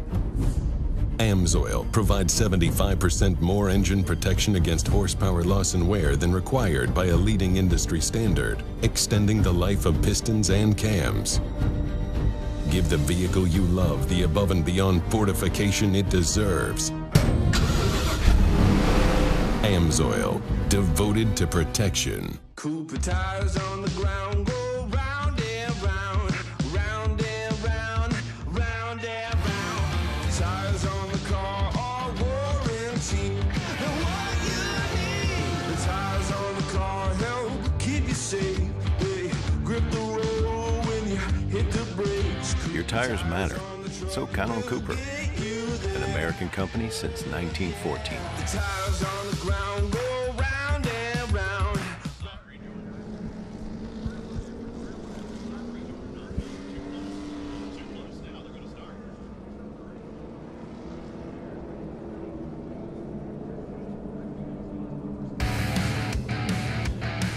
Welcome back to the big house. The keys to the big house. Who's going to drive away with those keys right now? Johnny Greaves is in the catbird seat, number 22. That Toyota power plant ahead of Ross Hook, Scott Douglas, the top 3. 4 laps down, 5 more to go here in Crandon, Wisconsin. The acceleration zone is starting right when you see those white triangles there to the right. Green means go. Let's kick off this second half.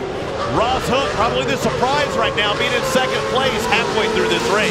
Yeah, and Ross is driving very well, using the cushion wisely, but also not not losing his line. As he comes in, you can see him lean down in there. Now he kind of runs the middle to make him choose inside or outside. So Ross, as he comes through, conservative line, but very consistent. A championship tie coming into Crandon with Johnny and CJ Greaves. There's CJ in that mutant number 33 back in 4th spot.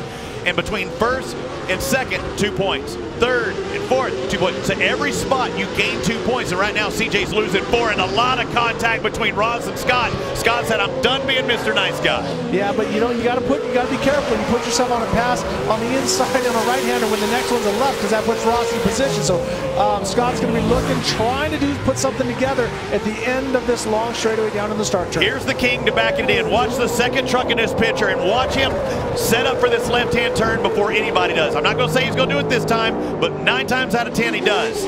Look at him, sets it up way outside, throws it underneath, and drives low. I think he's going to make the pass after the straightaway's done. Ross got out in a little bit of mud. Now we see the run coming in, and this is where the manuals work out, because he can grab another gear right there and carry more speed. But Ross taking it in deep. Come and get you some, son. Look at that. Ross stays on it, and that puts Scott out in the fluff, and CJ takes advantage. So great move by Ross Hook. He did not cower, ran hard. Unfortunately for Scott Douglas, he was in the wrong place at the wrong time. And he was just pushing it, hoping that, and I'm seeing smoke out of Douglas. Smoke out of Douglas. That could be contact, because you do see fiberglass flapping in the wind. Hope it's not a motor or something like that, but definitely some smoke out of the 7. And then Ross Hook, which is in an old Johnny Greaves truck, as he comes by, and then Scott Douglas goes a pass on the outside, a little bit sideways, and now completes the pass. But CJ Greaves is now in second. I thought we were going to see some contact, because when you're turned in the air like that, you don't know what that truck's going to do when you land. And I thought Ross would make contact, but he didn't. And you're seeing Keegan Kincaid now all over Ross Hook. Keegan trying to move up. He's in 5th, and he wants that 4th quickly. Well, we're on lap 6 of 9, and CJ Greaves is just under 4 seconds behind his father, Johnny Greaves. Can he make up that time? CJ has to put his best laps together and hope, and you don't typically do this, hope that his father has a problem so they get to race. Fastest lap of the race was that last one by Johnny Greaves, a 1:23.0. CJ, a 1:24.1. So a 1 second advantage for Johnny over CJ on that lap. Kate? With 1 second advantage with Johnny, I asked Johnny earlier today if he and CJ even had dinner conversations about this points championship. He said, not really. He did make a note to say that, remember that time you took me out last year, in spring, Crandon? I still have that in my pocket. Johnny did say that with a laugh, but clearly the conversation between CJ and Johnny is intense. That was an accident. I'm going to call it out right now, but he is still remembering that. As you see, the race right now for second and third, CJ in the 22 Mutant Energy soda in second place. But now Scott Douglas, when he got away from Ross, and he's kind of getting his groove. It looks like he's found something. But I like what I'm seeing about Scott is he's going back to Scott of old that you were mentioning, Robbie, that he flicks it in earlier than anybody. And when you see that coming out of Scott Douglas, that's a confident Scott Douglas, right? And he's not worried and overthinking it. So right now we see some smoke coming off of there, but I think it's tire, or not tire, but fiberglass rubbing on tires. So Scott Douglas is running really hard and actually keeping CJ very honest right now. 9 rounds so far this year. What were the odds for me saying that Scott Douglas would only have 1 podium finish out of 9 rounds coming into the season? He's had some bad luck, but now we're starting to see the Scott Douglas molded, and it looks like he's starting to make up ground. Actually, it proves it. Lap number 6, he was the second quickest, only to Johnny, about 0.2 of a second quicker than CJ Greaves, and you can see it on the track. Yeah, and right there you see the holes coming up, so that's going to play into where these guys drive and how they switch their lines. But you can still see that they're running the edge and they're pushing the edge out further and further. But right there, CJ comes down through the inside to stay on the blue groove to help not bicycle up on that cushion. Listen to those motors, just driving, throwing that horsepower, powering it down to the ground. Whether you're an automatic or a transmission, almost 900 horsepower with these Pro 4-wheel drives. And I'm seeing even a little dust. I mean, not necessarily dust, but it's definitely drying out. They're blowing off a lot of that stuff off the top. You see on that inside line, in that right front on the inside for Scott Douglas in the mud. And 2 laps ago, and CJ Greaves has dropped that lead down to 2.2 seconds. So we could be shaping up for a retake on the spring run when those two got into each other for the finish. Fastest lap of the race still Johnny Greaves, a 1:21.87. CJ Greaves with the 121.87. Johnny Greaves with the 123. True. So that last CJ lap has been putting it down and running those perfect laps we were talking about. As Johnny's out there, yeah, he only had the 4th fastest time, so it wasn't just CJ, it was the number 2 of Keegan Kincaid and Scott Douglas also working in there. Well, now put this into perspective. You know that who's behind you, the kid that you raised and taught him everything, and also the one that beat you for the championship last year is now catching you. And so they're telling you, you're down 1, you're down 2, you're down 3, how many car lengths? And as it comes, you don't want to make a mistake and throw it all away. And Johnny Greaves knows this track and knows this dirt better than anybody, except maybe his son that's behind him, who just won a UTV event. Yeah, how many times have you been in a race, Ricky, whether it be on 2 wheels or 4, when you've been out on your own island, out in front, you kind of lose touch to the race pace, and I think that might be what we're seeing with 1 lap to go. Can CJ Greaves close in? It's down to 1.1 seconds.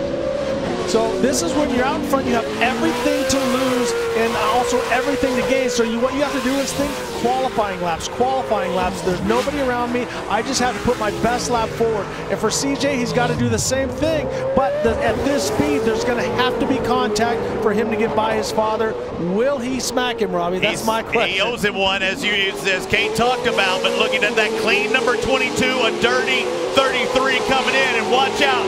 The kid is starting to close in, and they're going to be screaming down this front straightaway. Not only the trucks, but the fans as well. I promise you, they're on their feet because they know what lies ahead. The most famous first turn in racing, and look at that crowd, and they know it's coming down to the last few turns. CJ using a little bit more of the dirt and swooping a little bit wider. So Johnny using that up. Now, how much of his tire has he used? Does he have a lot for this last lap? This is going to be critical right here. CJ goes outside, dives to the inside. This is it.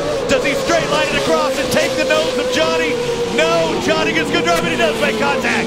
And now CJ, take him out. He does everything you thought he would, but you're saying surely he can't. But can Johnny hold on now? Johnny's the one that's trying to hold on for a second. CJ Greaves takes the win. Second place is going to be Johnny Greaves. Third is Scott Douglas. He owed him one. Now they're back to square. Ricky Johnson. What a race here at Pro 4. If CJ wasn't happy in spring Crandon, Johnny can't be too happy here at the fall Crandon. As we take a look at it going to break, CJ on the inside. You said he'd have to make contact to get by. You make the call. Here it comes. He comes in, gets a hold of him, and what it does, it locks up Johnny's rear wheel, puts him off to the side. You watch CJ on the brakes, and then shoots underneath him, and then gets back on the gas, but that puts Johnny out in the fluff, and then here comes Scott Douglas. What a race. CJ Greaves takes the win, and we'll hear from him when we return.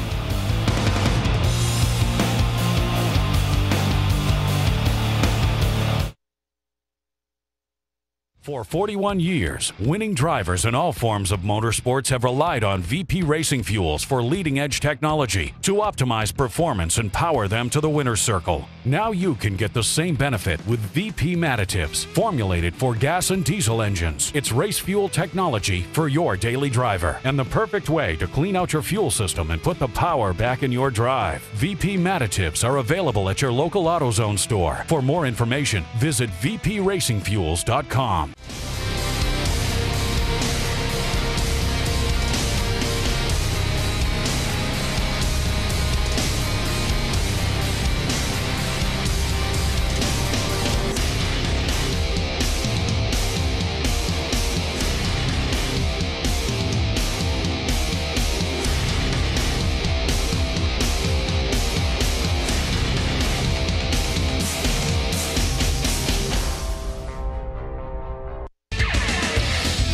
TORC, the Off-Road Championship, is brought to you by AMSOIL, devoted to protection, and by Cooper Tires.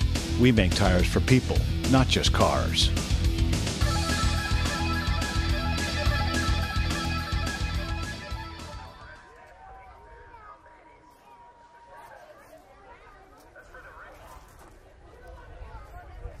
Welcome back to Crandon for the keys to the big house. What an exciting 9-lap race where Johnny Greaves can lead 8 of them and still lose on that final lap. CJ Greaves takes his 6th victory of 2017, and he's down trackside with Kate Osborne. You know, CJ, I've seen you happy about a win. That one, you seem to be even more ecstatic. How much of that last lap was maybe payback for Spring Crandon? Hey, you know, I wasn't giving an inch. He wasn't giving me an inch. You're grounded for the rest of the night. We got caught up with Chad Hort early, and we came through the caution at 4th, so I knew I was going to have my work cut out for me. I got by Scott, then got by Ross, and then my dad had quite a big lead, but I just seemed to be finding a little more bite coming through the middle of the corner, it seemed like, and I was getting the truck rotated right where I needed it to be, and coming into that last lap, I was thinking about Spring Crandon going, I remember this happened once. It was just the other way around.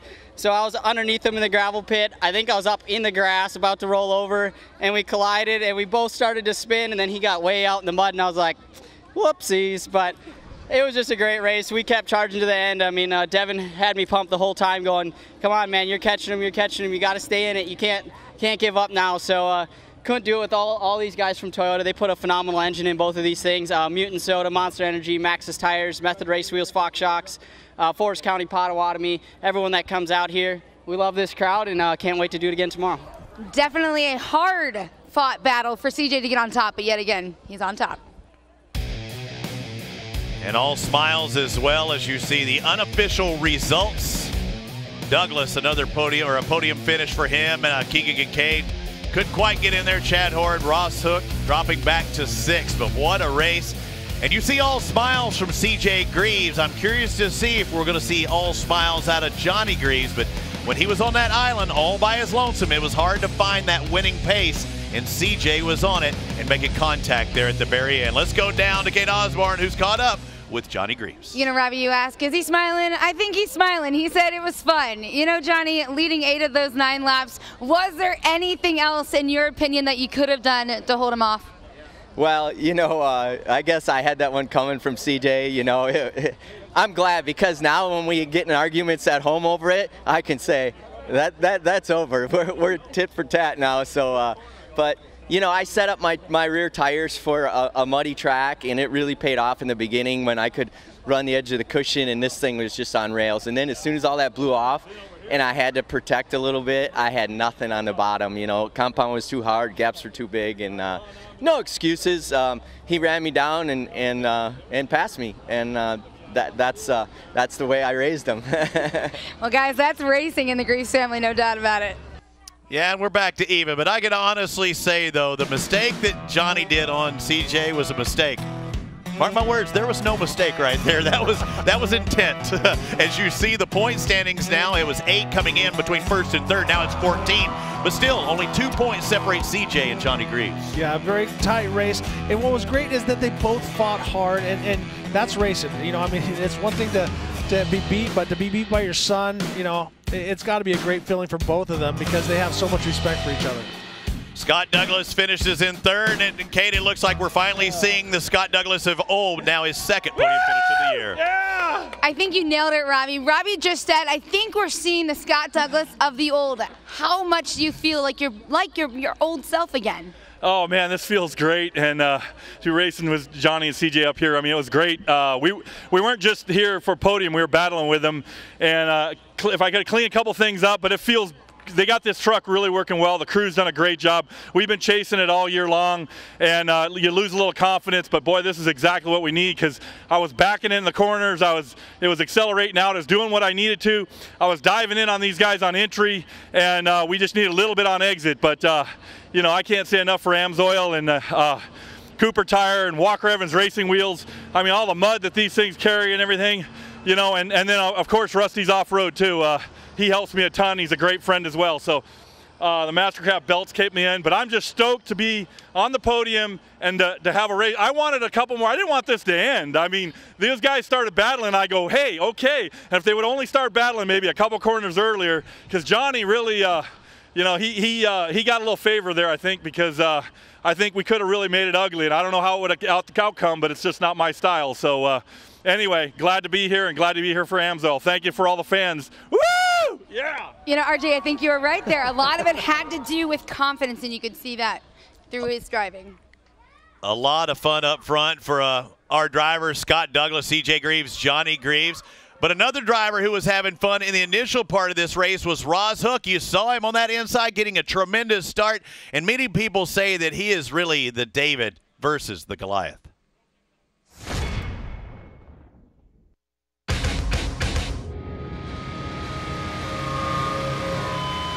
David versus Goliath, yeah, that's an interesting concept. A great jump by Ross Hook on the inside. He's looking to put... Crandon, they have the traditional motocross style land rush start.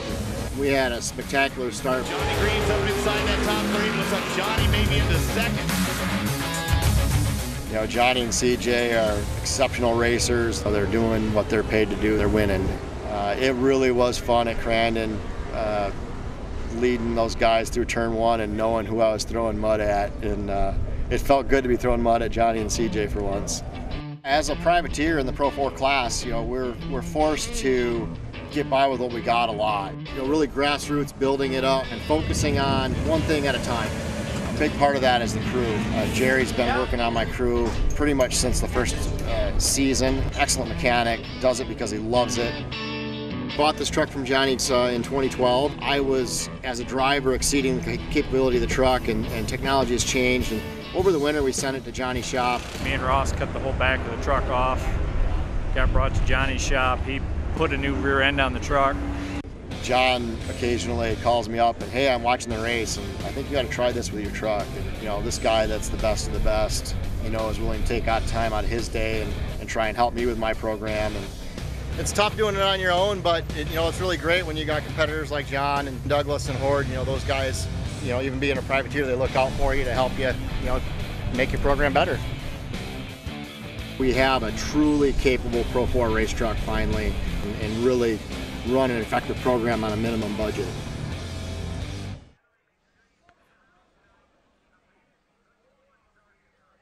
And he's showing that he can run up front with the big bad boys. The Pro 4s are done. We go from the highest horsepower to the lowest horsepower, but that doesn't mean we're not going to see side-by-side hardcore racing at TORC, the Off-Road Championship presented by AMSOIL. The second race of the big trucks coming up next.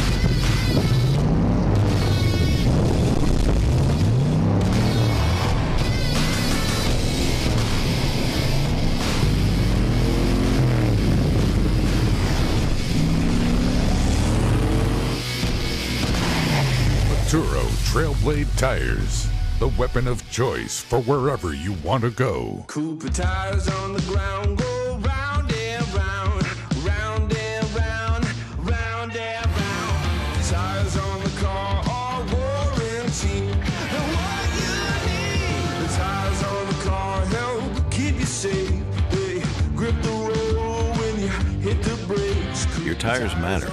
So count on Cooper, an American company since 1914. The tires on the ground go round and round. It's a little wet. It's a lot chilly. But the exciting racing is continuing here for sure, because we're about to fire up the Pro Lights here in just a moment at TORC, the Off-Road Championship presented by AMSOIL. And you see the Hill people over there, much like Ricky Johnson talked about at Unadilla Motocross.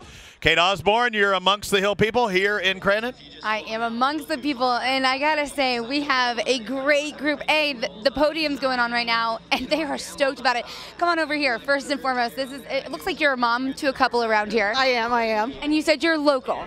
Yes. Okay, so go ahead. A couple hours away.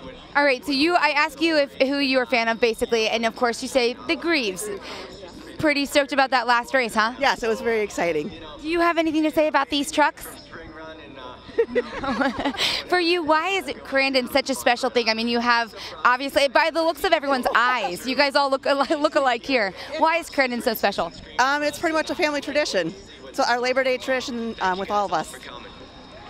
Oh, and we are two-boxing this, guys. So just so you know, so you guys are on TORCseries.com alongside all of our broadcasts. Would you ever want to be a race car driver? Yes, this looks fun. You have a great smile. Well, thank you so much for participating. I'm telling you, this is just one family out of literally thousands. You're good. Yeah, there's lots of people around here. A lot of people are really stoked right now that the Greaves are on. Hey, grab someone. If they're fans, get to ask a question they always wanted to ask Ricky Johnson. Now's their opportunity. Do you guys have any questions about? The guy got second. Let's talk about this off-road racing. They don't know that we're grabbing them. What are your names? Oh, they know. I'm Liz. I'm Caitlin. Caitlin and Liz. How long have you guys been coming to Crandon? This is about 5 years now that we've been coming here. Yep. For you, what is the most exciting part about this entire weekend? I'd say the fans and the crashes that we see out there. Every part of it's awesome. Yeah, the bands and everything. So what they're talking about, this is not just a race, right? This is an all-encompassing, awesome event weekend that even you are a fan, and you're saying the fans are the best part, and the crashes, of course. RJ, how do you feel about the crashes? And they're duo fans as well. Wait, what more was? CJs. Me, I don't like the crashes. I like to see crashes? I like to see people bumping and banging, but I don't want to see the crashes. But I do like the bands. I like the fact that she says, she likes the bands. There's so much happening because this is not just a race. This is the race when it comes to short course off-road. And also, it's awesome because there's so much going on. There's the different areas where people camp out and have a good time. And then they also have the different bands that rock the house. And next thing you know, you need some party tickets. I heard crazy stuff that happens out there in the back. And there was like some pig wrestling event or something, pig racing event or something Johnny Greaves was telling me about literally yesterday. And he says these people are so crossed over.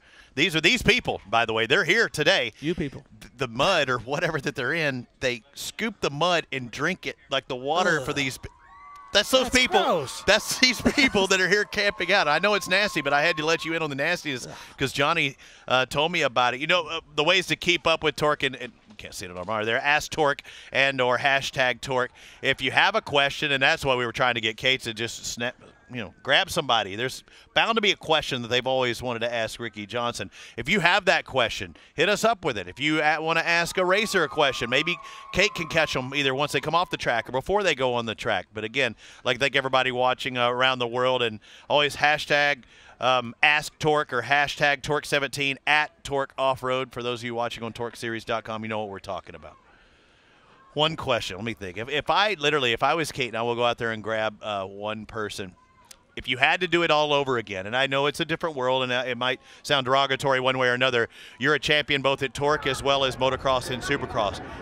Young Ricky Johnson, starting out, knowing what you know now, would you have focused more on the four wheels than the two, or did things happen just like you thought or like you wanted them to do? The world worked out just the way it was supposed to be for me. I had some unbelievable highs in motocross and unbelievable lows, and I was able to transition into that. And it's so, it warms my heart. Even though Johnny Greaves and CJ Greaves almost got in a fist fight a couple times when I was racing with Johnny. No. It's awesome to see that family, how hard they work, and Kathy as well, how hard they work, and it's paying off. And it's great to see Scott Douglas come back. But back to my deal. I love motocross because you use so much of your body. You had to train so hard because it's one thing to have a fast truck or a fast motorcycle, but it's hard to hang on to that thing. In some cases, 45 minutes or 30 minutes plus 2 laps, or a 20-minute supercross sprint. That's it's a sprint situation. You get up to 220, so you need a young, strong body to do that. The reason I asked you is because you look at the situation where CJ Greaves was a Team Green rider, so those the amateur support program for Kawasaki. He basically has those decisions, as a young kid. But Dad being a pro truck driver, similar to your son, he was good, raced motocross growing up, and he says, I'm not going to try and pursue two wheels. With age comes a cage, and obviously he's pretty smart, at a young age. More the question is did Johnny Greaves want to see his son get into trucks because it's safer? Absolutely yes, yeah. And so did I. And that's why Luke wanted to race bikes when he was a kid, and I really didn't want him to, just because I knew it's not a matter of if and how bad. And with a cage, you're much safer. Anything can happen. It's where racing is dangerous, but it's nice to know that he's got that little wall of protection. All about having a good time as well, and I think both CJ as well as Luke are having a great time racing their truck and the series points leader. I might add you in their respective classes. These are the pro lights lined up, and they'll be up next here at TORC the Off-Road Championship. Crandon, we're at the big house, and stick with us.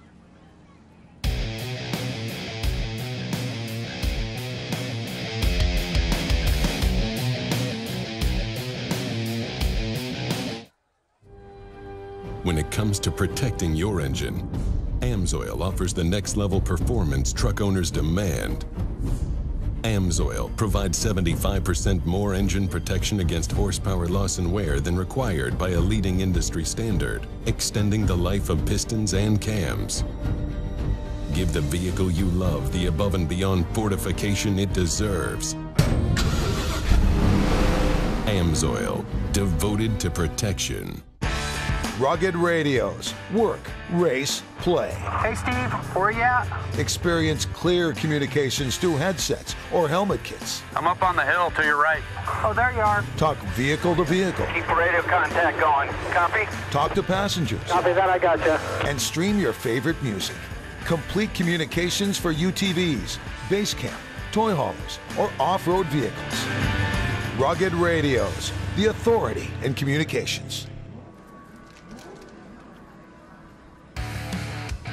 As you see, the track preparation still underway, and for the most part, it doesn't look like they touched too much of it, kind of letting it work itself in. Here. Well, you can see right in front of this TORC arch where they pushed the mud off to the side, so that's going to help with the cushion. It's not going to be, because before it was a fine line. We went from really hard packed slick right to immediate deep stuff. So if you got over that cushion or that pocket, whatever you want to call it, you went out in the slop and you were going backwards. Now they're making it more drivable as it goes on. So they work on the track a little bit each time, and then let the trucks do some of the work as well.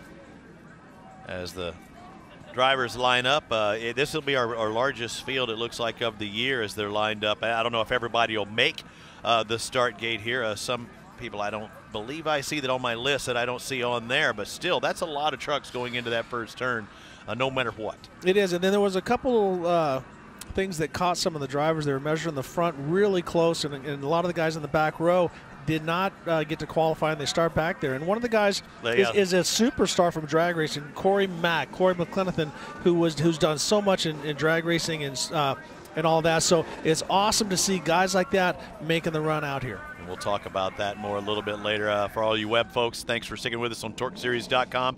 There's Cowboy, and we're about to start off the pro lights.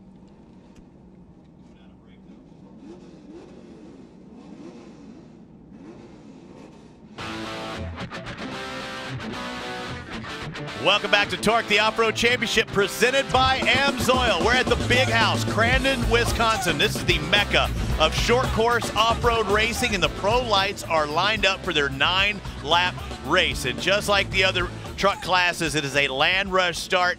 Cowboy on the far right with that green vest.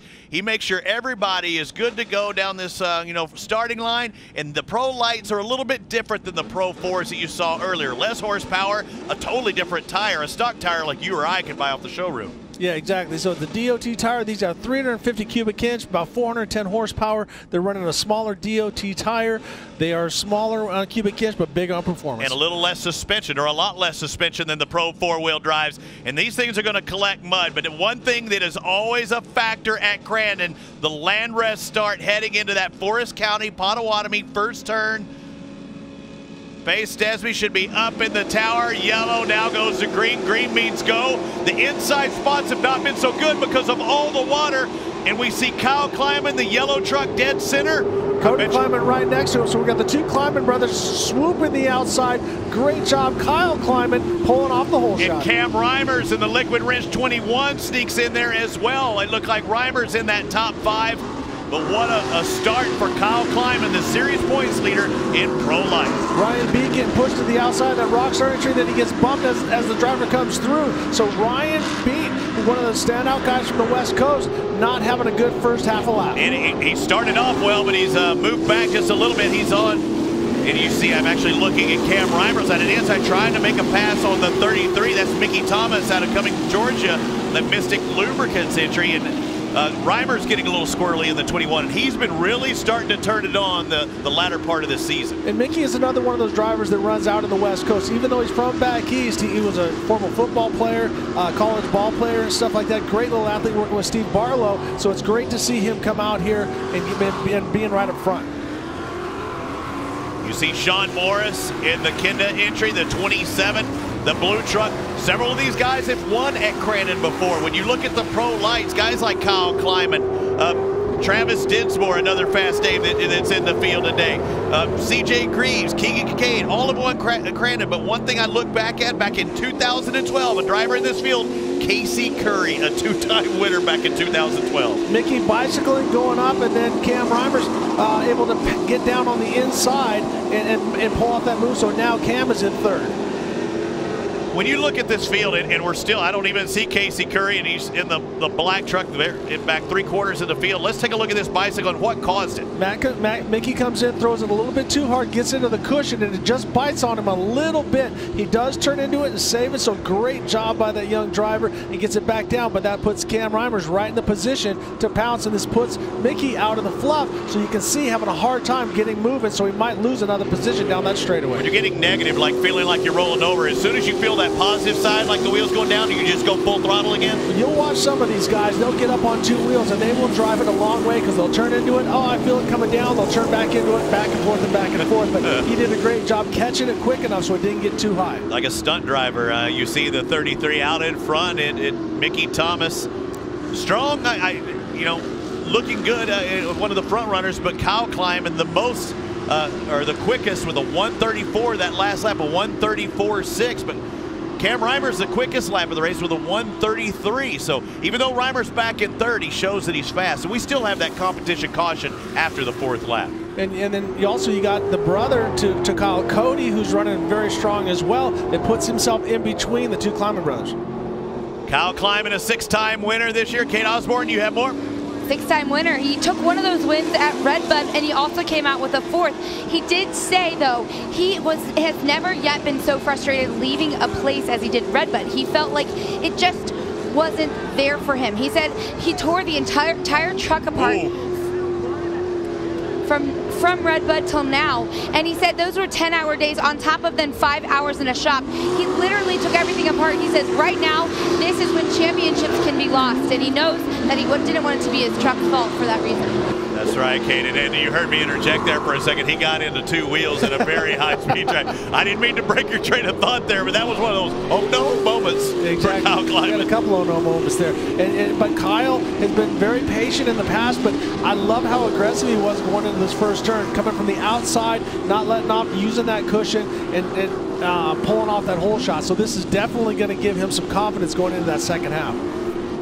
Cam Reimer's working the fast line, or trying to find that fast line. I think it's a little bumpy going into that last turn too, and it's not just slippery all the way around. When they find traction in certain spots and lose it, it makes it bumpier, and they get like a whoop section in a turn. Yeah, you get some wheel hops. So it's important for the guys to use the cushion, but not lean on it too hard, or pick up the cushion too late in the corner, because that's what threw Mickey into a bicycle and got him up on 2 wheels. So as we watch Kyle coming down, he'll position himself way over to the outside, so he's right up against. So as soon as it wants to step out, he's right on the cushion, and then it starts to drive him around and off the exit. So if you're one of those guys that has a UTV and you're a weekend warrior, make sure you get into that berm as soon as possible. Talk about the drive and the determination for that Ponzi entry of Kyle Kleiman. When Kay was talking about being disappointed a little bit with Redbud, dude, he finished 4th and 1st. How can you be that disappointed, 4th and 1st, and you're just blowing everybody away in the championship, a 24-point advantage? Well, victory is probably the worst drug to get addicted to, because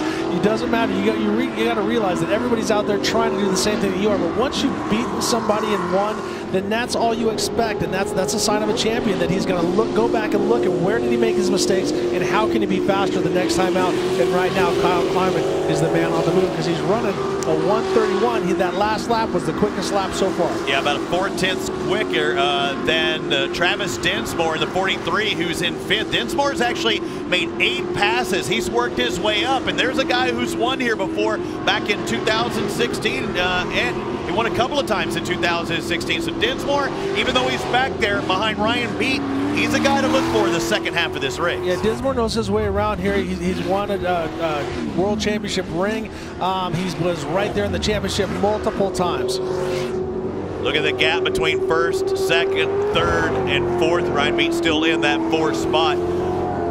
Kyle Kleiman, Cody Kleiman, 1 and 2. Cody finally getting that first win back at Bark River, what would be his home track. Cam Reimer's a winner here at Crandon as well, that liquid wrench entry out of Iowa.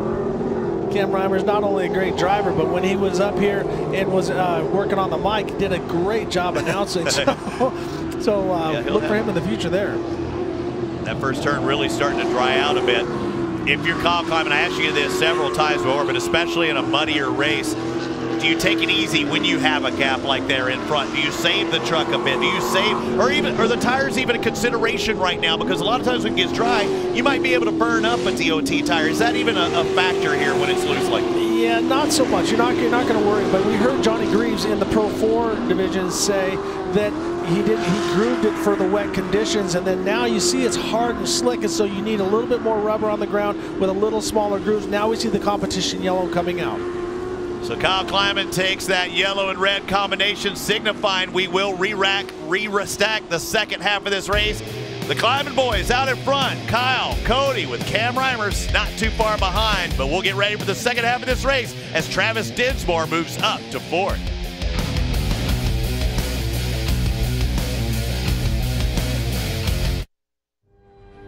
When it comes to protecting your engine, AMSOIL offers the next level performance truck owners demand.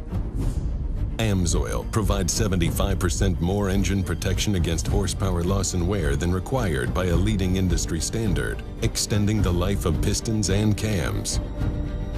Give the vehicle you love the above and beyond fortification it deserves. AMSOIL, devoted to protection. Cooper tires on the ground, go round and round, round and round, round and round. The tires on the car are roaring cheap. The tires on the car help keep you safe. Grip the wheel when you hit the brakes. Your tires matter, so count on Cooper. An American company since 1914.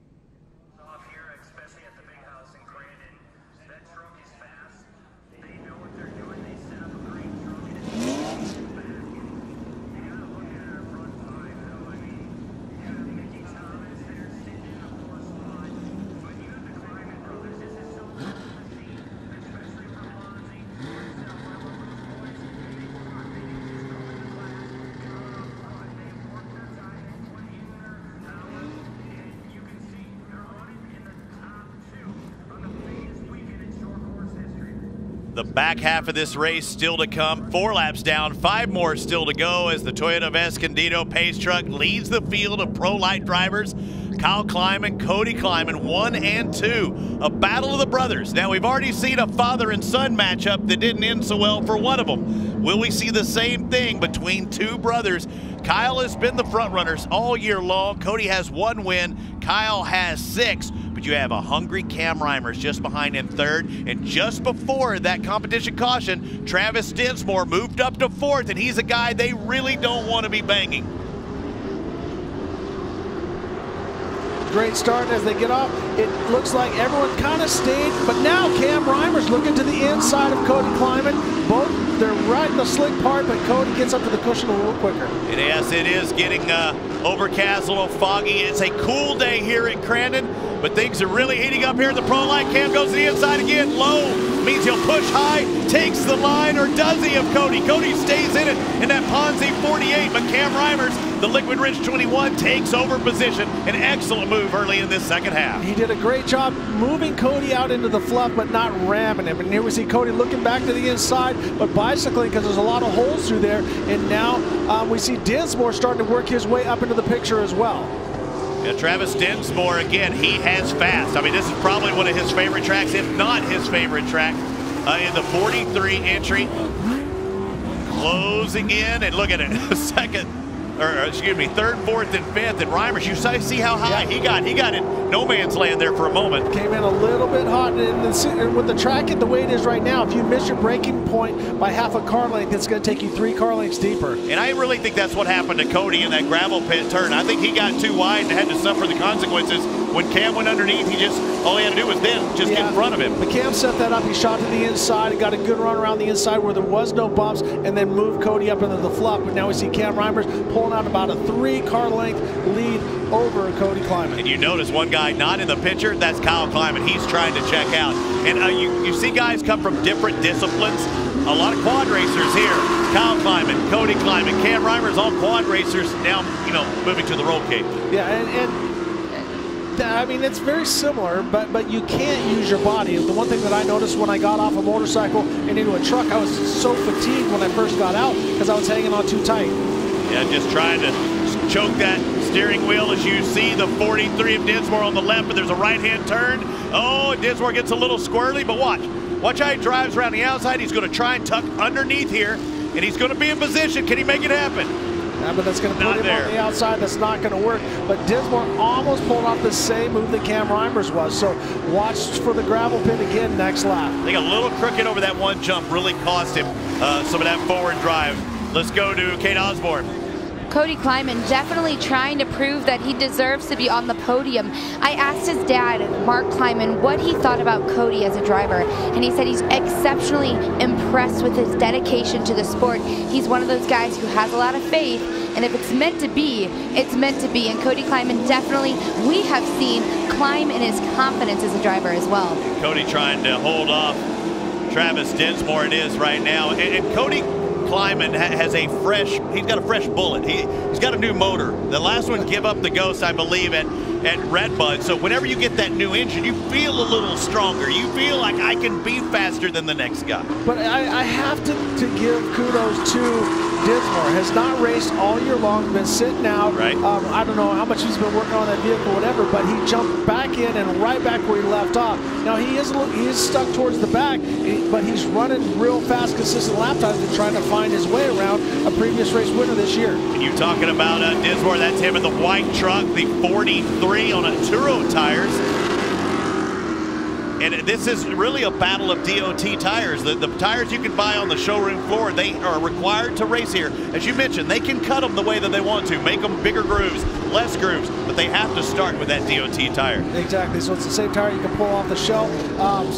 They do not run liners in this class, so that you pretty much, what you see, you can be driving on your truck at home. And it's got to be confidence building for somebody to know that these guys are racing this hard on it is the same tire that's under your truck. And you look at it, you see a Maxxis in front, Cooper in second, Maxxis in third, a Turo in fourth. So you see that these manufacturers, they want to be on top of the mob. As you're looking at Dinsmore, a Canadian in the field of our North American drivers here, and now a little sideways, and we are having some misfortune for Cam Reimers. He drops back to third. What happened? He got out of control there for a moment. So it looks like he over-rotated or he bicycled just like Mickey did. And now we see Dinsmore just going for it on the outside. And then Cam Reimers is trying to get that position back from Cody Kleiman. And Kyle's it's a walk in the park for him out there. The yellow truck, it is literally checked out about 3.5–4 seconds ahead. Cody Kleiman in second. You see him on the 48. He's the older of the two Kleimans. Here's Cam's aggressive move to the inside, very inside, but that was so much shorter than everyone else. Right, but I think Cody made a small mistake, and then he shot too wide, and then now here we see Mickey coming back into the mix. This can't be good. Dinsmore was so sideways that Mickey stayed in, and he was gonna send him for a roll. Rubbin is racing, and we see what's also great is coming into the mix is Casey Curry as well, a past champion, a past winner, is now in the mix. It might be too much, too little, too late, but Casey Curry is now on the tail end of this pack. About a lap and a half to go here in this Pro Light race, and you're seeing a great race with Dinsmore and Thomas. Again, Mickey Thomas had a chance, and it could have been ugly because when Dinsmore's sideways in the air and Thomas stays on the throttle, it would have been ugly. So kudos to Thomas for not staying in it at that time. Yeah, I mean, you want to beat the guy. You don't want to tear him up that bad. And to flip somebody over that jump, it gets pretty wicked. Oh, man. I couldn't imagine. But you're seeing Cam Reimers in second place, holding off Cody Kleiman. This is the race for fourth. Trying to make it up there, get on that podium. Cody Kleiman, there's the driver in third. There's fourth. There's fifth place in Thomas. 42, we haven't talked about him much. What, 22 years old, is right down the road from Park River Raceway. And this is, unless something crazy happens, this is going to be your Pro Light champion. And look for him to possibly move up into Pro 2-wheel drive next season. We'd love to see that. And you can hear as he comes around, he's just working the torque converter, working the throttle, not being too sideways. Cody Kleiman is on a tear right now. And you can watch as he comes in, backs it in for the last time to catch the checkered flags, use the cushion the right amount. Get the 7 laps complete. So coming across here, white flag, one more to go. No, it's all good. Look at the 9-lap race. 8 are now complete for Kyle. He's the only one. But look at his differential. 4.5 seconds over Cam Reimers. The race back in second and third. You hear that low hum of the motor, so he's not burning up the tires, he's not spinning them. He's just looking for traction, and that's something that typically you don't see in real young drivers. But he's been out here a couple years, and he gets better and better every weekend. Very impressed with the Kleiman count. Smooth into that hairpin, going down the hole shot straightaway, and I know that's weird nomenclature for a lot of fans, but there's where the start straight is, heading into the first turn. Look at that, second, third, fourth, and fifth, still in that shot, but it's quite a bit of distance between first and second. Look at the way Kyle runs the inside where everybody else is out a little bit. You see there Cam Reimers and stuff, how those guys are bouncing around in the back. He's taking a little more time, and listen. Has he got no cruise control? Has he got I don't know, it's not cruise control, but that's a situation where slower is faster. Less throttle, let the tire catch up and feel for the traction. So, as I said, it's very hard when you're in a race situation not just to push the gas pedal as hard as you can to try to go faster. Sometimes you need to let off a little bit. Well, Ponzi might be a logger's best friend, but Crandon right now is Kyle Kleiman's best friend because this track treated him right. And boy, did he dominate the Pro Lights here and takes his 7th victory here at Crandon. 7th victory in 2017. Kyle Kleiman is the points leader, and he just stretched that lead a few more points over Cam Reimers in second and his brother Cody Kleiman in third. We'll hear from our podium when we return to TORC, the Off-Road Championship, presented by AMSOIL.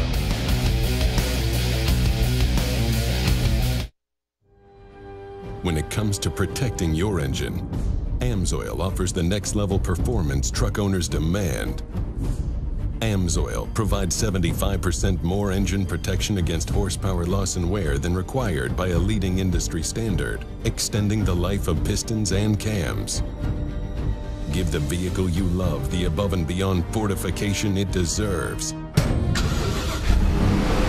AMSOIL, devoted to protection. Cooper tires on the ground, go round and round, round and round, round and round. Tires on the car are warranty. And what you need, the tires on the car help keep you safe.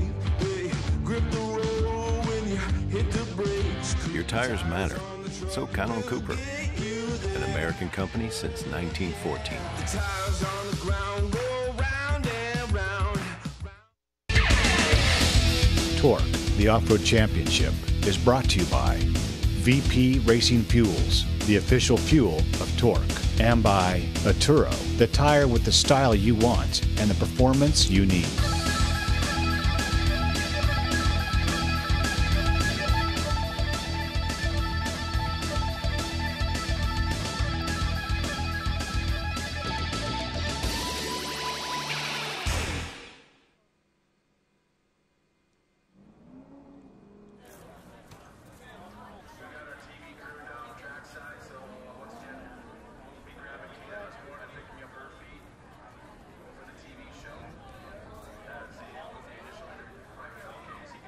Crandon and doing it in style. This is a place, if you're going to win any race in 2017 or any year in the TORC season, you want to do it at Crandon, and Kyle Kleiman did just that, taking the victory in Pro Lights, and he's with Kate Osborne now.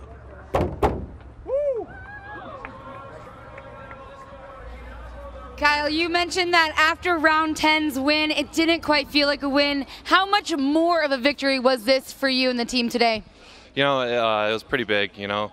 After Red Bud, it was, you know, we completely tore this thing down and rebuilt it. And, you know, this is what you get for all the hard work, and it's paying off. You know, hats off to my crew. They bust their butts. You know, they have full-time jobs, and they're out here helping us, you know. So thanks, everybody, Ponzi, Maxis, you know, J&H, Pro Power, every other sponsor that helps us out to get out here. I can't thank you guys enough. Thanks to my girlfriend, too. So. Kyle Kleiman, another race win for him in Pro Lights. I know I talked about his drive looking like a walk in the park. I mean, it's like everyday material for Kyle. I mean, that's smooth, calm, and collected. As we look at the unofficial results, Kyle Kleiman, Cam Reimers, Cody, Dinsmore, Thomas. One of the biggest movers, without question, was Travis Dinsmore. He made 9 moves from his starting position. He would finish in 4th. Corey Winter in 8th. Matt Sorek, Cabot rounding out the top 10. Let's go back down trackside. Cates was 2nd place in the race and 2nd place in points. Cam Reimers.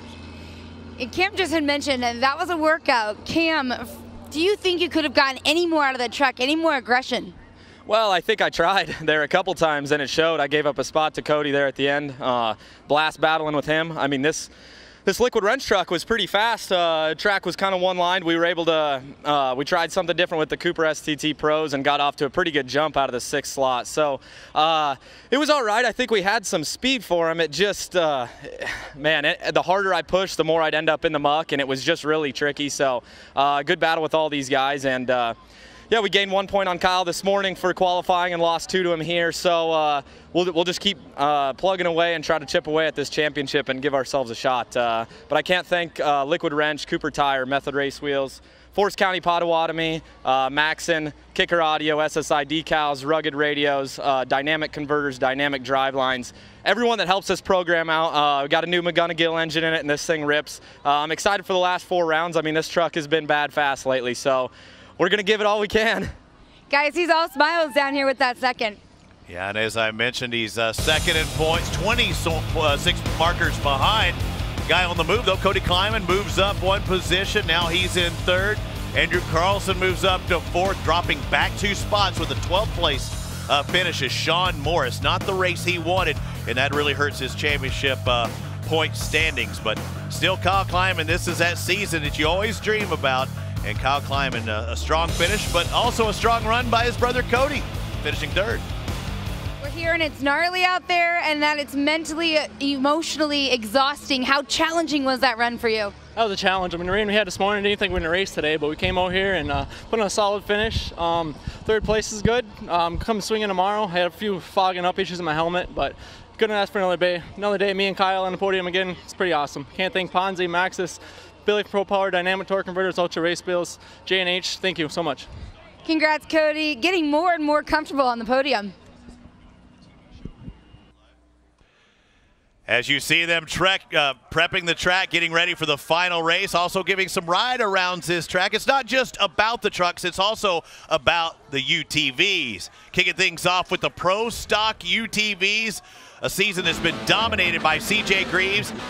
We've had, what, 9 rounds so far, 9 wins for CJ, and it didn't take him long to move up front for trying to take his 10th race win of the season. There he is in the 933. CJ Greaves with a terrible start, not because he did anything wrong, but the positioning. There was a lot of water down on the inside, but he methodically worked his way through the crowd, and now you see him up in front, and he slowly walked away. Drivers going end over end. Things were a little messy early on. A lot of rain this morning. The 957 on his lid. You saw Dylan Poynton battling out up front. There he is in the 929. But look at how tight these are. And when you have tight quarters, fast speeds, and small wheelbases, sometimes you see mistakes. Yep, you see some bicycles. So what happens is it got slick on the inside. Guys are sliding, losing a little bit of traction. Then once they got a hold of the cushion, it put him on the bicycle. But CJ Greaves was on a rail. 10 wins on the season. His buddy Jake Lunderby in 2nd. 3rd would go to Zach Martin. Another strong run by him. That's the Pro Stock UTVs. Let's take a look at the Pro Modified UTVs, where this season has been about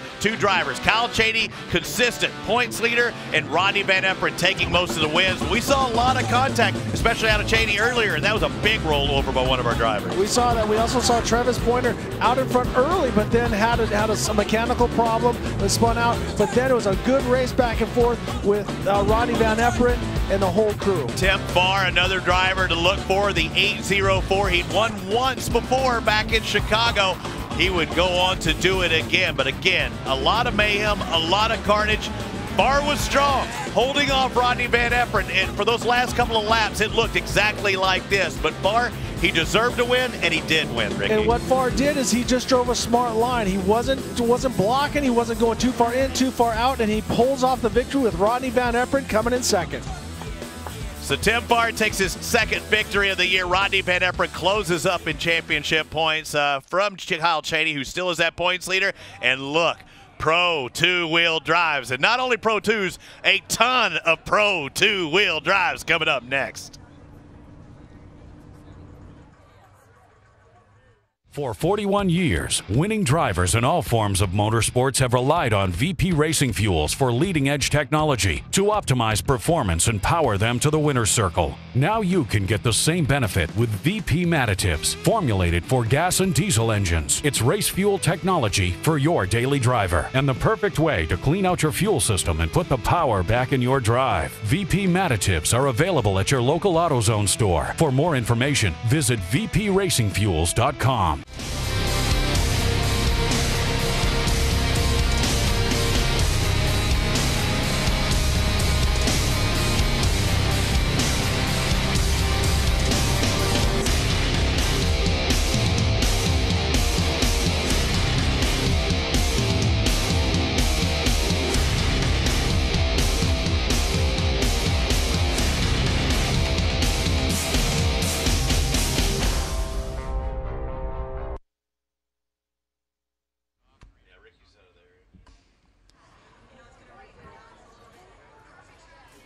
Typically, you'd say what a beautiful day it is here at Crandon, but the only thing that's beautiful is the racing, because it has been an exciting day, a day that I've been looking forward to, because I knew all of the new trucks that we haven't seen throughout the 2017 season would be here. I wasn't really looking forward to the rain, the heavy pounding rain this morning, but we got it, and this track is drying up, and just like my partner Ricky Johnson said, when we saw these first few races, he knew the track would be epic at the end. Now we're at the end of the day, and the Pro two-wheel drives will be next. And really, I don't see much track prep going on, but the track is pretty epic. It is, but it's a different kind. You know, it's weird, isn't it? Sounds like it's almost like a blue groove, and you can see where they bladed off some of those. I'm going to say some of the snot from the outside to give the drivers a little bit more track to use. So what is that? What's going to be optimal? And you don't know until you get out there. The hard slick line on the inside or the slimy slick line on the outside. But the track is going to change throughout the race. And one thing about this. It's different. You know, usually in racing and motocross, if they rework the track, they give you a parade lap, a sight lap to know where what is. That's not the case in short course off-road racing. You don't know. And I'll be honest with you, it's spooky coming down into turn one here. Every driver, you know, they can say what they want, they can act like a tough guy and stuff like that, but when you strap in, it is really nerve-wracking going down into turn one, especially not knowing how slick it is. Let's go to Kate Osborne. I hear you found a newcomer to the TORC series. I did. You know, I didn't think we would find many around here because I feel like they have been coming for years and years and many generations. However, I found one, and his name is Todd, and I just liked what he had to say about his first experience here. What was it that you mentioned about Crandon?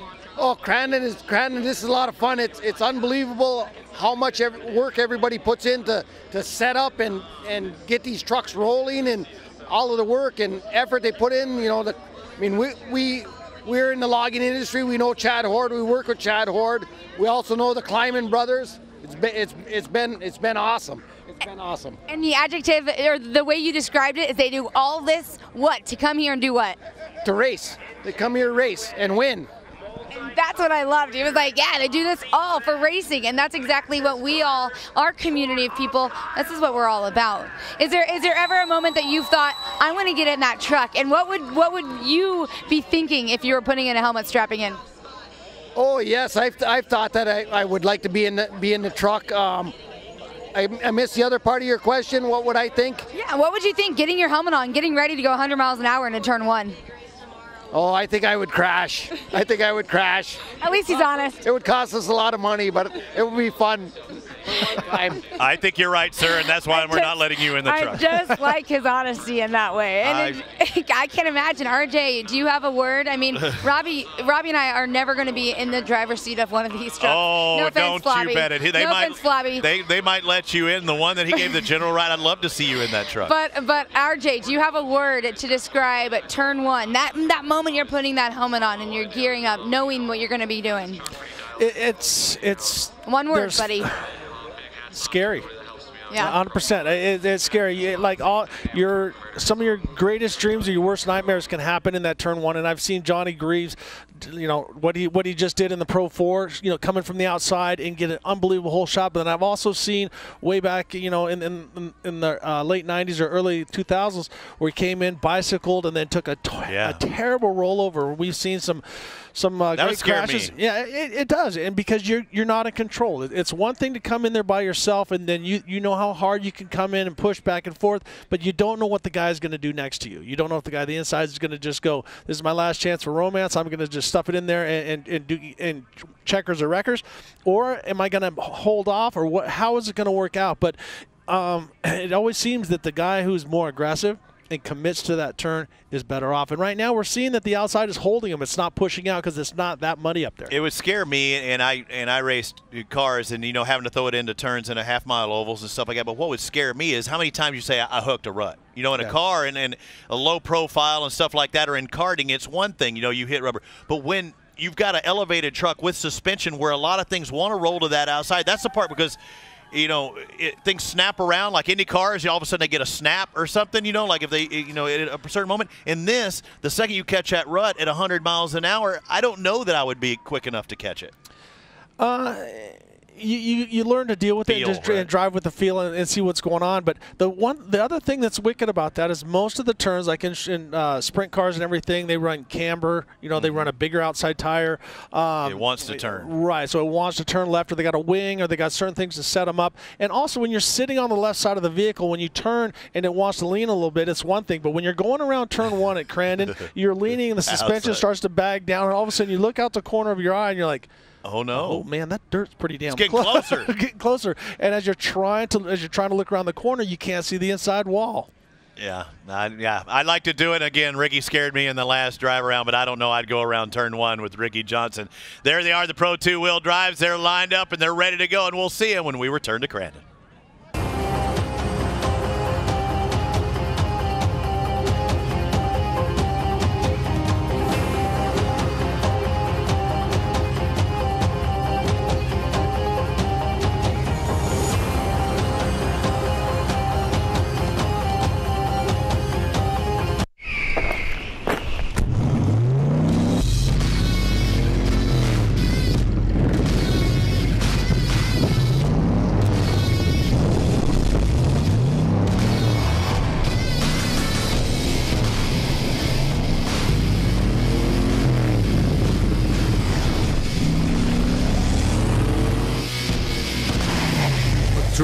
Trailblade Tires, the weapon of choice for wherever you want to go. Cooper tires on the ground go round and round, round and round, round and round. Tires on the car are warranty. And what you need, the tires on the car help keep you safe. They grip the road when you hit the brakes. Your tires matter. So count on Cooper, an American company since 1914. The tires on the ground go round and round. TORC, the Off-Road Championship, is brought to you by Vision. From high-speed desert racing in Baja to short course carnage, Vision has arrived. And by Maxxis, built for adventure.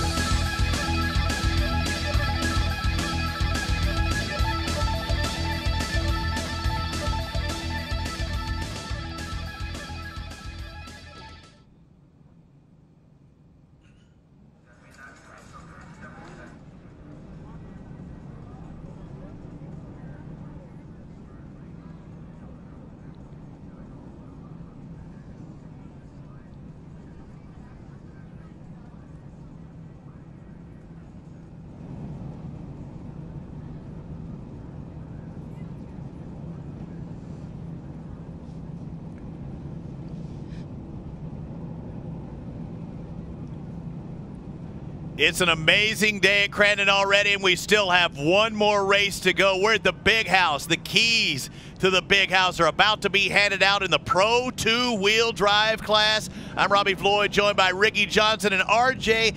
Now we see kind of a middle road. They're not lights. They're not fours. They only have 2-wheel drive, but they've got a lot of horsepower, my friend. Absolutely. They went to a 410 cubic inch motor this year. It's a steel block, so try to save some money with these guys and also make it more affordable. They got around 710 horsepower, 20 inches of wheel travel, similar to Pro 4s, but they're 4,000-pound minimum. But they're on DOT tires, so the same as Pro Lights. They're running the DOT tires. They are running beadlocks because they side load these trucks so much. But it does not hurt the racing at all. It's awesome out there.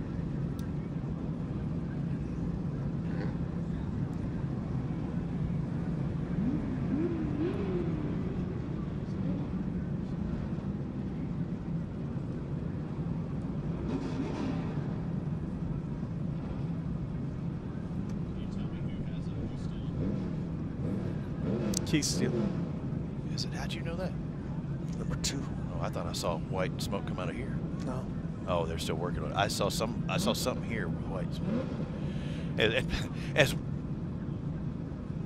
As we're being quiet to all our web viewers. I'm just pushing the button going, hey, again, jackass, we're on. And everybody knows that we work in the television show from the web show, and I was being my sneaky web voice with you, and you go like, are we on? Hey, Rick. Yeah. That? So if you look on, so let's take a look at the inside. On the inside, so on the pole is Scott Mueller, and then just the outside is a former Sport 42 champion and a standout from Wisconsin. Hey, we said, hang on, I want to stop you quick because we need to describe what we were talking about. You were talking about the tech inspection. This really affects our championship points. Leader Luke Johnson going to have to start on the second row because he did not make qualifying. Now, the rules in the TORC series have not changed. They are the exact same that they've been for every round.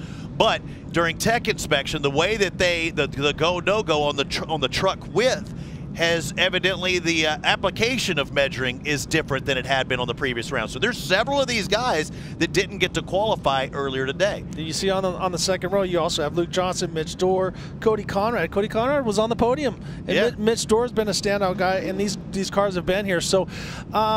It's weird. They weren't enforcing it before, and it's definitely not a political thing against any of the drivers. And it's Tommy Morris that they have out here doing the tech, and he says, hey, the rule is a rule. But the rule says it can only be so wide. Everybody agrees with that, but the way that they were measuring them is, I'm going to say, from this point, and evidently that is what's different this weekend. So if people are going to ask questions, and all those people on the web, the rules not changed. The trucks physically had not changed. Where they measure that they can't be wider than whatever, that is evidently different in the tech inspection criteria this weekend. So the rule hasn't changed. The application of measuring is what's a little different. And they measure the total width of the tire, and that's the poochiness on the sidewall and everything like that. And a lot of these trucks have a lot of camber, so they try to avoid too much camber because that increases your footprint, makes your truck more stable. But this is a heartbreaker for Keith Steele. Yeah.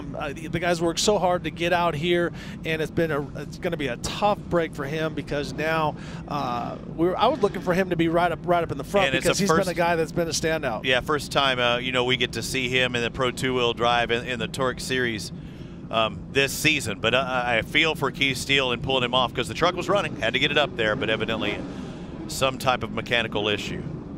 And what's also tough is it's only one race, one TORC race this weekend for these guys as far as getting points. A lot of pressure's on you with only a few rounds remaining.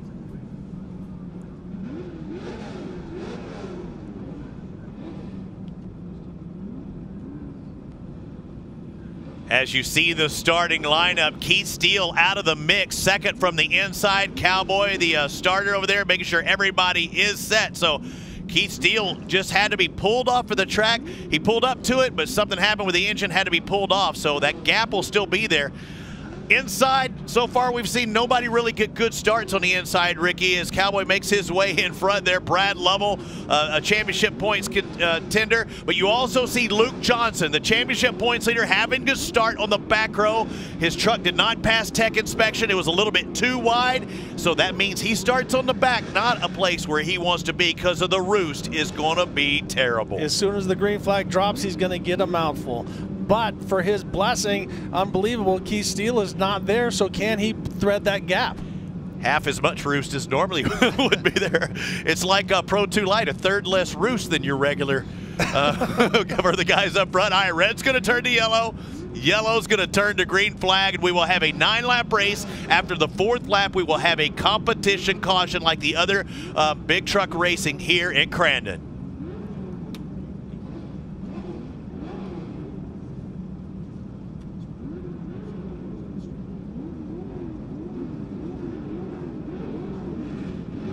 So there it is. The yellow's going to turn to green, and green means go. The final race here at Crandon on the very inside. Scott Mueller out of Wisconsin. But what a start is that? Yep, that's the FXR of Andrew Carlson, now in Pro 2, not only a Pro Line driver, and he already has wins on the season.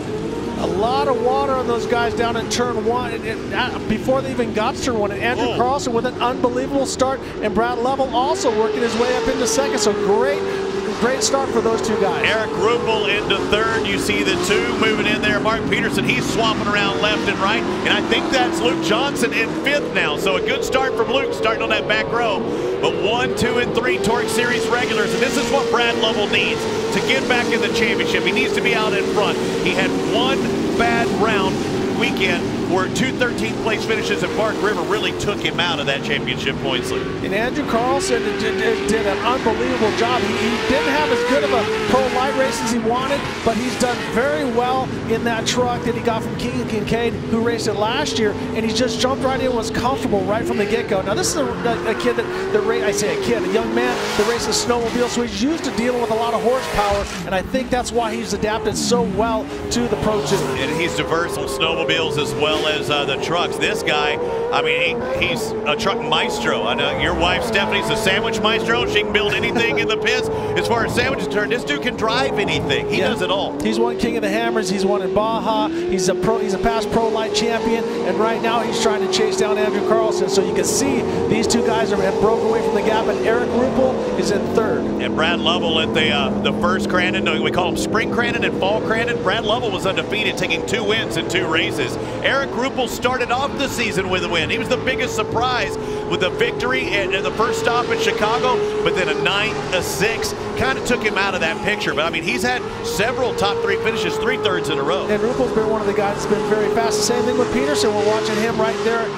Back to watching Ruppel, who's been a standout guy in the Sport 2 division, but now the Pro 2 has taken some of those rules, and now it's making it a much bigger class. So Ruppel coming in, getting a hold of the cushion, bounce up a little high. Now we see Peterson looking to the inside. Eric Ruppel, Maxxis Tires, J&H Transmissions, A&J Landscaping. Again, the winner from back in round 1.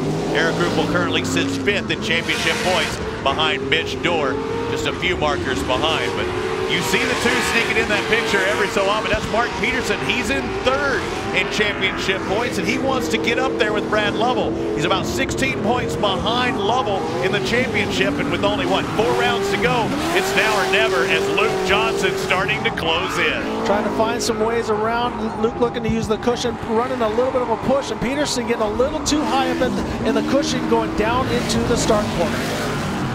Luke Johnson, a class act, and he's also the series points leader with 3 victories. Kate Osborne, you have more? You know, Luke had a different air about him this weekend, and RJ, maybe you noticed that about him as well. I will tell you that there was a cool, calm, and confidence about him. It was very unique, and I enjoyed it. One thing, though, he said he had to make a lot of changes to that front in order to make sure he passed tech, and it was something that he said he was really working through in order to get it done, but right now it seems that those changes are going to work out to his advantage. Well, you saw that picture. If you have an Indigo Montoya mustache like that, you're going to be sporting confidence in the pits.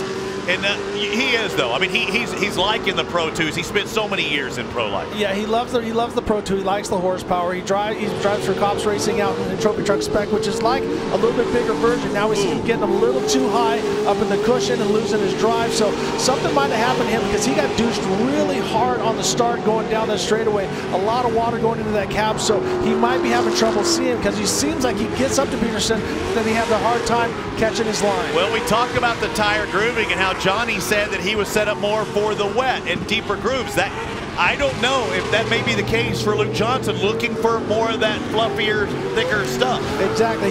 He's looking to try to drive the cushion, but he seems to be over-rotating, a lot like Johnny Greaves was talking about. So you can see he's trying to stay right on the edge of the cushion but not get too up high in there, but then he seems to get sucked back in there. So he had to make some adjustments to the steering and take some of the caster out of it, so the vehicle's not going to turn quite as well. So that might be what he's dealing with. That's true, and that was one of the factors that he's talking about, the caster, the angle of those front wheels, how they set up in the truck.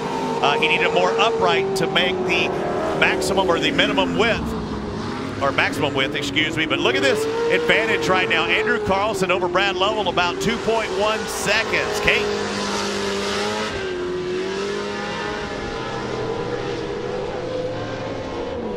Andrew Carlson, the 151 out of Minnesota. After this round, we head to his backyard, literally his backyard, for the final 3 rounds, because we had one get postponed earlier in the year. So this is a guy who will have a good shot at doing really well at the end of the year, because he come out last season in Pro Light, wins his first ever race in the backyard, and now he's got a Pro 2. You can see the confidence that he has in that truck. It was a fast truck, like you said. Yeah, it was definitely a fast truck before, and Keegan helped him out. Before, he had CJ Greaves spotting for him as well. So he's got a great camp behind him, as well as Keith Stamper, who crew chiefs that truck. So they got everything going for him, and right now they are showing everybody the way around this Crandon track. So he's doing a great job. He was a little bit off time on Brad Lovell last lap, but these guys are going back and forth who's got the quicker laps. FXR Outdoors, and you're looking at Andrew Carlson out of Elk River, sponsored by Turo Tires, Amsoil, Sport Tech, and Best Western Hotels. Doing it right. Those Turo Tires hooking up very good right now. And the beautiful thing, Ricky, as a driver, as a mechanic, as a truck owner, is a clean truck. Exactly. Got the whole shot, got out in front, and now he's not looking back. So you can see the distance, how far they are in front of Eric Ruppel. They got a big gap on Eric Ruppel. It looks like Luke Johnson has now moved into 4th. So if he can get himself up there and try to get a 5-way dice going with these guys.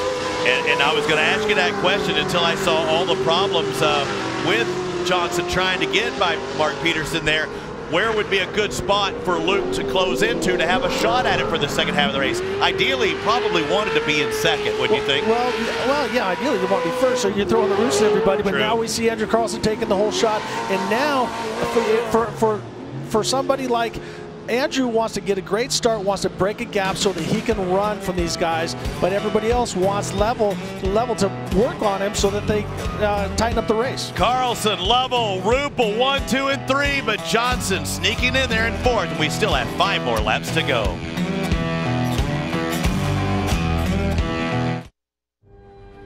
When it comes to protecting your engine, Amsoil offers the next level performance truck owners demand.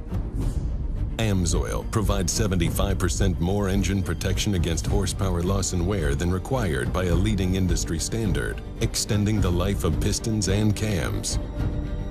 Give the vehicle you love the above and beyond fortification it deserves. Amsoil, devoted to protection.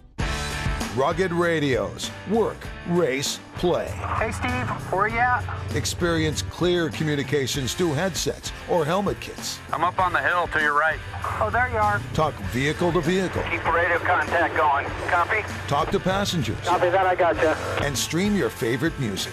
Complete communications for UTVs, base camp, toy haulers, or off-road vehicles. Rugged Radios, the authority in communications.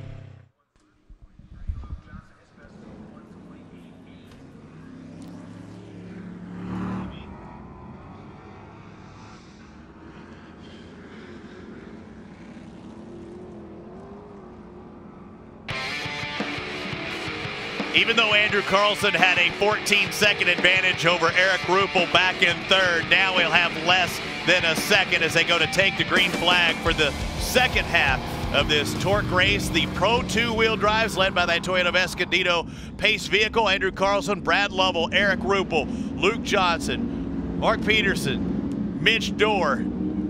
I mean, literally, they are nose to tail coming down that front straightaway. Who wants it more right now? It's been the Andrew Carlson show. He gets on at Lovell pretty close there. Green means go once again. The top three really separate himself. Luke not a good jump back there in fourth. But again, more than half the race is still to go. Andrew Carlson with a great start. Brad Lovell right up there. Can Brad get up and pressure him to try to get him to make a mistake? Now we saw Luke Johnson and Andrew Carlson and Red Bud going back and forth, and Andrew really didn't panic when it came to pressure. And here we see Peterson looking on the inside of Johnson, but Johnson holds on to fourth position. Yeah, Mark Peterson definitely putting pressure on. You see Peterson in the number 2 truck on a Peterson's Dairy Kid, the tires, Vargo, Tool, and Dye. There's Johnson on the inside. He takes over spot, and Rubel had nowhere to go. Gets into the back, but that's just literally taking the line of the driver that was in front of you. Yeah, the drivers are working hard. Luke with a great move on the inside, but Rupel trying to work his way back in and see if he's going to take a stab back in what they call Argonne corner. The one thing about a move like that, and you see it a lot in sprint car, if you go wide, expect somebody to take it, and then the point is just get in front of them, slow them down. I'm not worried about what's in front of me at this point. I just want to keep this guy behind me. But this is torque racing. When you do that, you get pounded. So now we're taking a look at Luke Johnson in fourth position. He's actually made up a lot of ground, but he stalls out a little bit, gets a little too sideways coming off, and that messes Rupel up as well. Eric did a great job staying out of the back of him because they could have brought him around real easy, and that would have slowed Rupel down, and Peterson would have got by. So you don't really want to make contact like that. And somebody on their lid, what happened here? What happened to Tommy Bradley out of Las Vegas? And not the way you want to do it is the turtle there, the family and friends. Chevy not doing so good. Let's find out what happened here, Ricky. There he is. As he comes in, he just hikes it as he comes around and bites him, and then up and over he goes. So not a hard roll for Tommy Bradley. And it's great to see Tommy back out here because believe it or not, folks, I used to race against Tommy Bradley way back in 1998.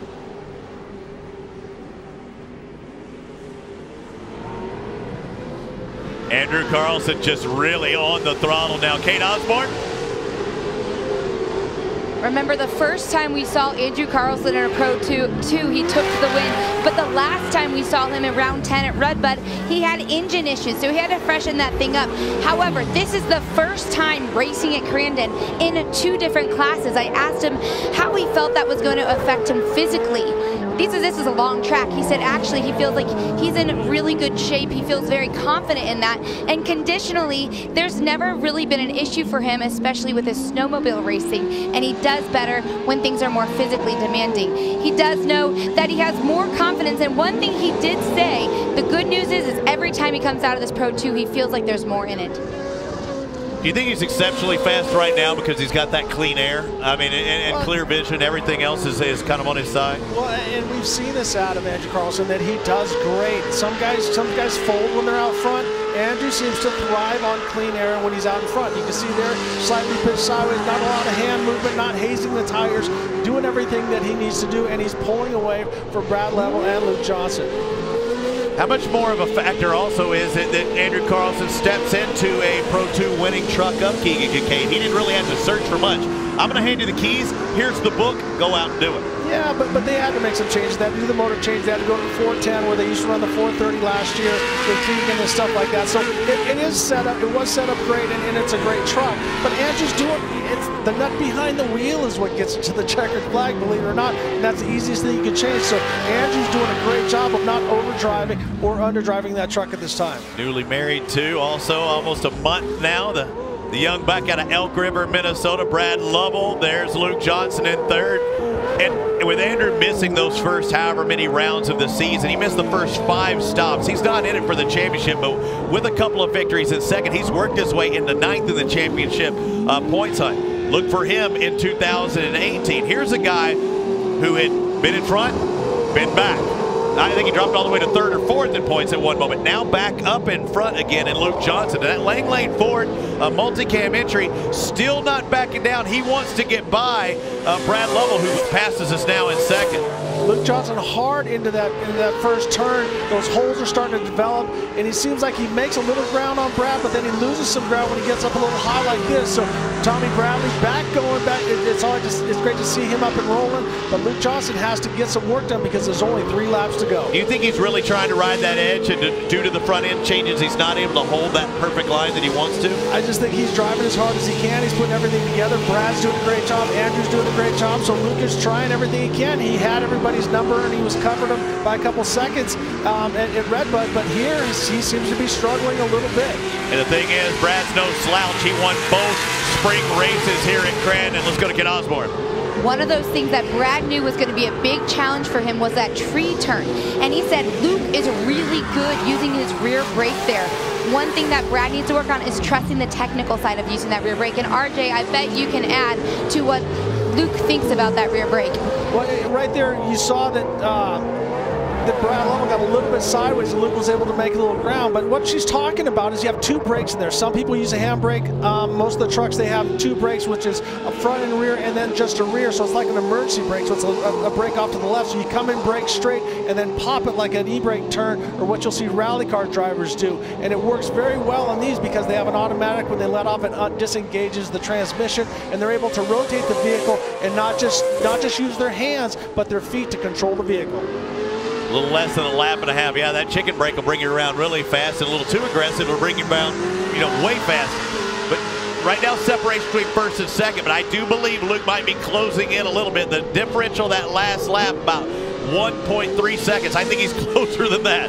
Well, we see Andrew Carlson up front, and he's not making one mistake, so running very, very strong right now. White flag should be coming out the next time around, I believe, for the 151 FXR entry.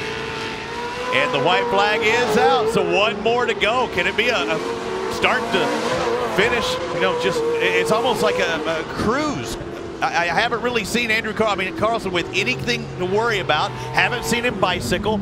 I mean, he is putting that truck where he wants it, and it's been fast. Yeah, he's got the quickest lap by what? Look at that, 0.3 of a second. Yeah, 0.3 of a second. We see Brad Lovell, and then Luke Johnson made a mistake in the gravel pit, so he lost some ground. But it's been all about this guy. Look how clean his truck is. This is a mud race. He got the whole shot. He's led it wire to wire. Everything has been working out perfect for Andrew Carlson here at Crandon. How times have changed for Andrew Carlson. When we saw him last at Redbud, Pro Light pulls off the track. Pro 2 breaks. This is a new motor in here. It was an expensive weekend for the Carlsons, but when you come out here and just pick up right where you left off, and that's winning races, things are good in the Carlson camp. Oh, and Brad Lovell, unbelievable. The bad luck continues. Unbelievable. We hate to see this. This guy has fought so much diversity. It's Bark River Part 2. He comes off 2 victories, then 2 13ths, then 2 podiums, and now he parks it here at the one and only race in Crandon for the fall. Unbelievable, and I don't want to take anything from Andrew Carlson, but this has been his race. He got the whole shot, never looked back. Not 2 wins in 2017 in his inaugural year, it's 3 wins. But here in Crandon, it has to feel extra special for Andrew Carlson. Andrew Carlson did everything that he needed to do. He held on, he committed on that start, pulled off the whole shot, but it is a heartbreaker for Brad Lovell. Johnson will move up to second. Eric Ruppel finishes third. Man, my, what a race here at the Big House.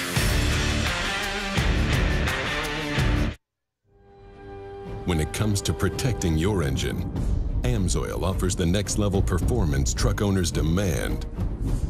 AMSOIL provides 75% more engine protection against horsepower loss and wear than required by a leading industry standard, extending the life of pistons and cams. Give the vehicle you love the above and beyond fortification it deserves.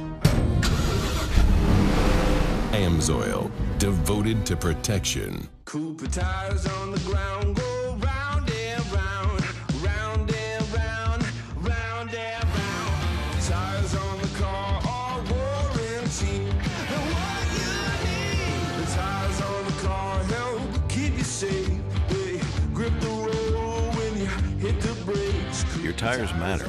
So count on Cooper, an American company since 1914. The tires on the ground go round and round. TORC, the Off-Road Championship, is brought to you by AMSOIL, devoted to protection, and by Cooper Tires. We make tires for people, not just cars.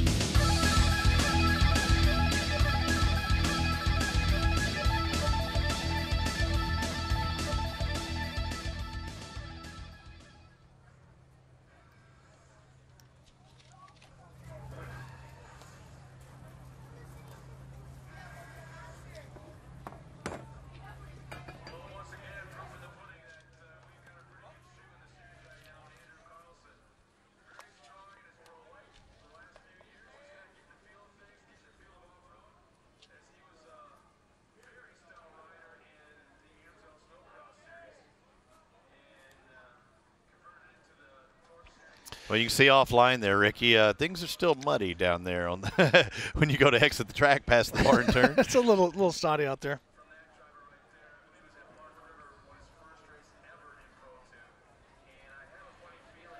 He's a 24-year-old newlywed, and the 151 of Andrew Carlson is a 3-time winner in TORC in the Pro 2 wheel drive class. And what a race here in Crandon. Congratulations goes to Andrew Carlson, a clean truck and a big smile on his face, Kate. Robbie, you just nailed it. This is for sure the cleanest truck we have seen all day long. A perfect race for you, Andrew Carlson. Congratulations. How much would you say confidence has attributed to your success? You know, that was awesome. I've struggled at Crandon in the past, never had a hole shot, so coming through, not seeing anybody, that's awesome. I was ecstatic. I knew right away, once I get on the track, I'll be good, but I was a little nervous about the hole shot. But yeah, the team kind of salvaged a bad qualifying. We had a flat, and not what I was expecting. I was expecting some back row action, but yeah, I got out front early. That truck is flying. I mean, they're fast, but at Crandon, Pro 2s fly. That was an awesome race. Just had a lot of fun. Got to thank everyone at Turtle Tires are hooking up awesome. This is not the ideal traction situation, but we had great traction out there. I couldn't believe what they've put together for a package for us. Pro Power, we were hooking up, going down the straights, flying. Just everyone on the team, K&N, AMSOIL, PMC, Sport Tech, just Fox Shocks. Everyone on the team's working hard, and it's having fun out there. I love what he just said. Those Pro 2s fly, guys, and we saw that there today. That's right, and you have to look at it. You could show up to Crandon in a pro light, but it's your first race in Pro 2-wheel drive. And he made sure to start after the Spring Crandon. He didn't want this to be his first race, but now knowing what I just saw, I think he should have started in Spring Crandon. But look at the unofficial results. LJ14 took second. He had to fight his way up there, passing, 10 drivers started on that second row, finishing second. Unfortunately, Brad Lovell, you see, finishes in 8th place. He'll lose 10 points, make that 12 because he was actually ahead of Johnson. Eric Ruppel, another podium finish for him. Let's go down to Luke Johnson, who's with Kate Osborne. And again, that points lead keeps extending for LJ14. Incredibly important for that points lead, but this is probably not exactly how you thought your day would unfold. How important is this podium, knowing what you went through to get there today? Yeah, after 7 shots to get through tech, I'm definitely happy to be up here. A little bit of change in staff over in the tech shed made it a little difficult on us, but I'm so happy to come from the second row and 12th all the way up to second. You know, I can't say enough for my team. I mean, this track, I mean, the crew here at Crandon did an awesome job with the amount of rain that we got to give us a track to go race on, but to come away with the second today is unbelievable. Multicam, Langlade Ford, Wagner Shell, Southside Tire. These guys have really helped me get to this point, and it's awesome to do this in front of my family. It's the first time they get to come out this season, so it's an amazing time to be up on the podium. RJ, I can say your family is definitely happy down here with this podium. Yeah, he's definitely excited, and he knows he doesn't want to take the points away from Brad that way. He got to race with him, but he had to work his tail off all day long, as he's had 7 trips to the tech tent to get that thing through qualifying. Yeah, that had to be tough. And you notice what the big mover after this many rounds in the TORC series, it is Andrew Carlson. He moves up 2 more spots. Now he's in 7th place in the championship points hunt. But I have to feel for Brad Lovell with only 3 mountains remaining and now 40 markers behind. The guy who's had the trifecta here at Crandon, Eric Ruppel, 2/3 at the Spring Crandon, a 3rd here today, Kate. Yeah, and I think he's happy with this podium overall. It's a bit of a redemption weekend for you. Why? Redbud, we had a mechanical issue, let's just say, and it took us right out of it. And we went all the way down there for about 3 laps of practice, and we were down. Definitely, we were down, but we don't give up. Worked our butts off. Adams Automotive for putting a mill under the hood. J&H Transmissions, Dynamic Converters. My friends and family, my wife, the crew, Kramer, Max's Tires, Trail Ready Wheels, Pettit Development, Chusik Builders. This is good. This is good. We might burn this place down tonight. This is like a win for us. Oh, that is great. Eric Ruppel, 3rd here. Big smile. All smiles and a little bit of nerves out of Eric Ruppel there. Well, you could see he was getting emotional. Well, and all his family and friends have run down to the fence, and they're yelling at him and screaming at him and stuff like that. And that's what's great is that when they combine the classes, you know, Ruppel was one of the guys that was a standout in trophy, what they called Sporty 2, and is now one of the guys still up front. And now in Pro 2. So it's great they get the covers that they need. Ruppel's one of those guys that has family and crew and everybody. A lot of families go into this racing, any kind of racing, anywhere you look. When you have to work your way up, and it takes a lot, you know, working in the garages, getting things done. Great job for him. Yeah, it's a family sport. And a couple of brothers you saw earlier sponsored by Ponzi. They're the logger's best friend. And, you know, they're a big part of TORC here as well. Take a look at this.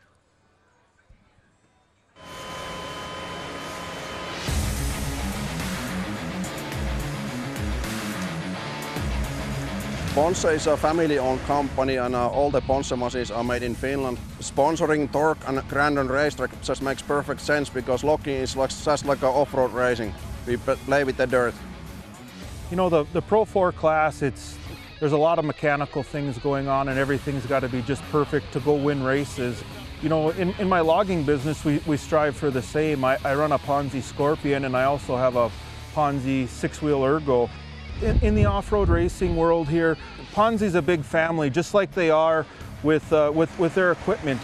They're not just a dealer.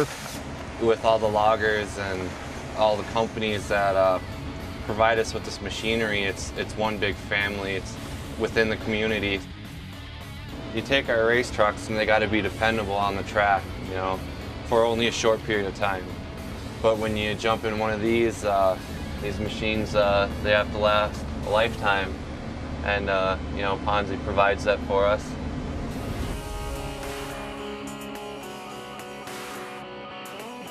The Ponzi forestry equipment, I mean, it's the best out there. It's second to none.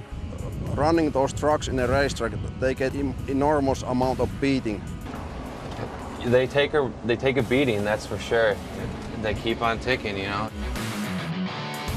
I think I've got the coolest job in the world. During the day, I'm running a Ponzi Scorpion, and on the weekends, I'm running a Ponzi race truck. These racetrack drivers, they are part of our family, and they are also our customers.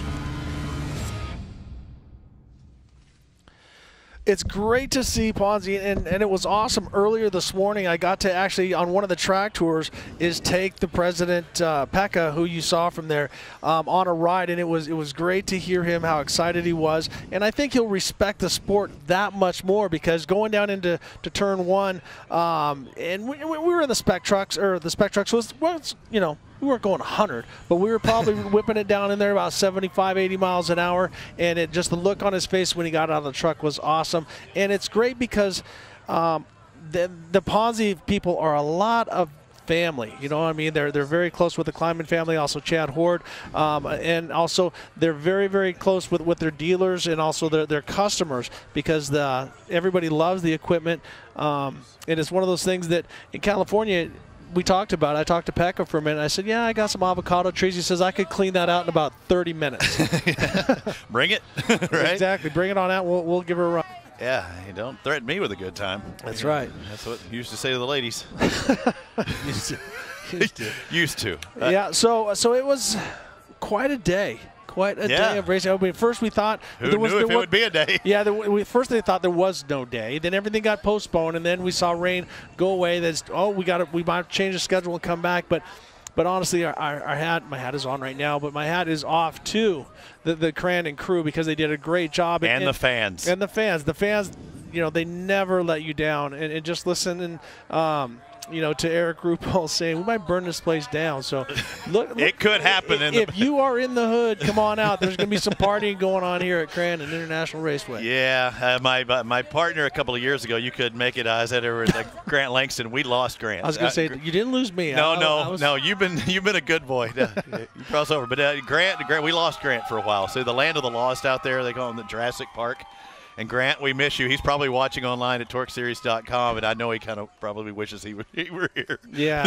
These are his people. So right now we're looking for a code red. So Grant, if you're listening, code you red. understand Code red. Exactly what we're talking about. One thing that we're talking about is the Vision wheel Bad Mofo Award, and I said Vision Wheels. That's Yeah, not right. Vision Vision Wheel, Bad Mofo Award. If I were to choose, who would it be? I mean, we look at dominant race, last race by Andrew Carlson. I also saw a guy work from the second row into second, and Luke Johnson. Probably between those two. I move up, and I think, okay, now what was the Pro Light? That was a dominant race by Kyle Kleiman. But do we give it to him for his dominance, or was there somebody else special that moved up, in there as well? Dinsmore. CJ Greaves took his father out in Pro 4. How can you not be a bad mofo for that? So, CJ, you have my vote. The only thing is, the only person that's ever hit your father harder than that, I think, is me. But all joking aside, CJ did a great job. He wasn't trying to take out his dad. Obviously, Johnny and I have buried the hatchet. We're friends and stuff like that. And I've actually encouraged Luke to follow Johnny's footsteps and learning how to build vehicles and race vehicles and stuff like that. But my choice, CJ Greaves. Yeah, CJ probably deserves it. And he's one of the young guns of the sport. And speaking of that, there's going to be a new documentary series that are coming out, and it kind of follows it. I got to be a little behind-the-scenes guy of part of it earlier this week, but it's called Young Guns. Take a look at this, some of the young guns of the sport of short course off-road racing in the TORC series.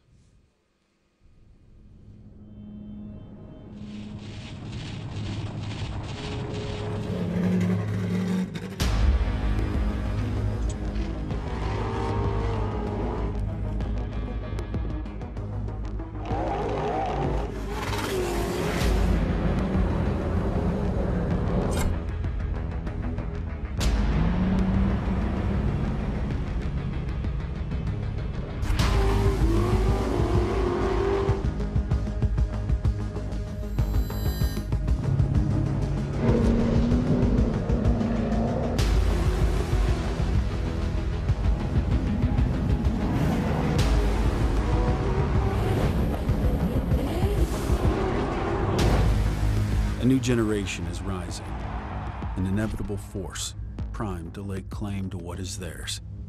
This is Young Guns.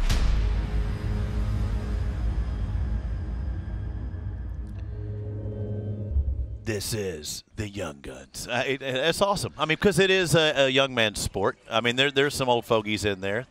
Well, never mind. I can't call them that. I mean, they're like 50 years old. But you have the youth. You have the super youth, you have the youth, and then you have the mid-range, and then you have the older set, and you need that younger blood to keep everything going. And you have a good crop of the younger blood coming up. It's life. Yeah. The young lion chases down the old lion, and the old lion beats up the young lion until the young lion gets tough enough to whoop his butt. And that's what's happening now. We're seeing a changing of the guard, and it's going to be a never-ending process. When I was out there, Bryce Menzies was on his way up. Some of the younger guys were on their way up, and now they're the mainstays. You got the Kyle LeDukes, and now you're seeing Andrew Carlson, who's right there. Also, Keegan Kincaid, who's a champion in not other series, but in other classes, and now has moved into Pro 4, and he's right there. So he's moving up as well. So it's awesome. But what I love about this show is that it gets behind everything that these guys have to go through, the emotional ups and downs. Because if you want to get into racing, there's a lot of heartache and a lot of drama that you have to go through that you really don't want to, but it's part of the sport, and also you see how these young kids handle it and how they deal with it, whether it be with their families, with their siblings, whoever it might be. And so I'm really anxious to see how this all turns out, because it's not just going to be a music video of trucks jumping back and forth. It's about life. Yeah, and it's a behind-the-scenes look of what it takes to do everything should just show up at the racetrack and you go as fast as you can. Everything's done for you, and I think your son Luke is a perfect example of that. They think he's got a super advantage because he's Ricky Johnson's son. I'm here to tell you that's not the case. I mean, he has to pay for the stuff himself. He's working on the truck. He's fabricating stuff himself, and that's why he said, you pointed out Johnny. Johnny didn't just magically turn into Johnny. CJ didn't magically turn into you have to develop your craft. Some people can fabricate that aren't good drivers. But a driver that can fabricate is a whole nother, and you see that out of Keegan and his dad. I mean, They built that truck this year, and they're on the money, my friend. It's about 2 blocks. Yeah, and that the thing is that for me, I always rolled in with a helmet bag and sponsors, and then I left with the helmet bag. You know, and that's not a good thing to go. And a lot of people, you know, like you know, spoiled guy, do this, do that. But I had the gift of gab, and I also had the gift of contacts through racing motocross, and then working on my TV side and then things. You were like a legend before you came to four wheels, so that helped you. Well, I appreciate the L word there, but the thing was that's how I got into my deal. And Cameron Steele, that's how he does it. He's got the gift of gab. Not everybody has that, but they're the racers that are out there that stay around. And really, the only guy that I know that just has hustle sponsors and doesn't build trucks himself is Rob McCacker. You know, and he's the winningest. I think the winningest driver of everything. He's won Pro 4, Pro 2, 1600, the Baja 1000, Baja 500, Mint 400. You know, all these different races. The guy's legendary. But he's been able to. He drove for a lot of different people for a long time, and now he's built his own team to where he owns all of his own equipment. And that's what I think is important, because for our family, Luke, I said, Luke, if you want to be a racer, you race because you want to race, not because of the glory and the money and all the different stuff.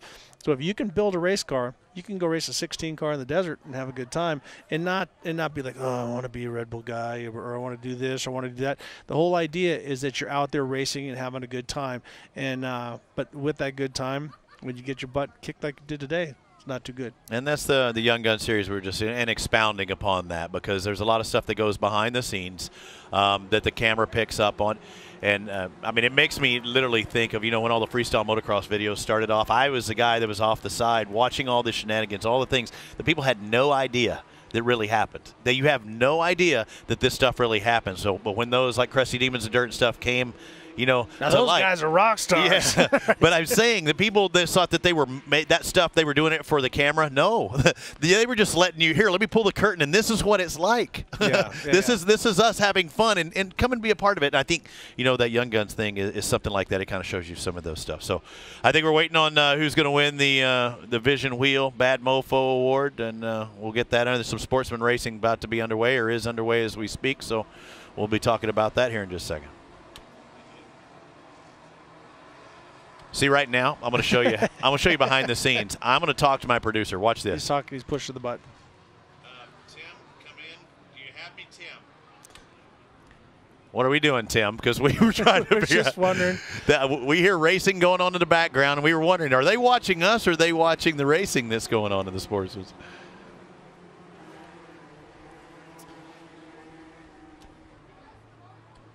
We're going to give a little more filler. So let's talk about it. So, Robbie. Yep.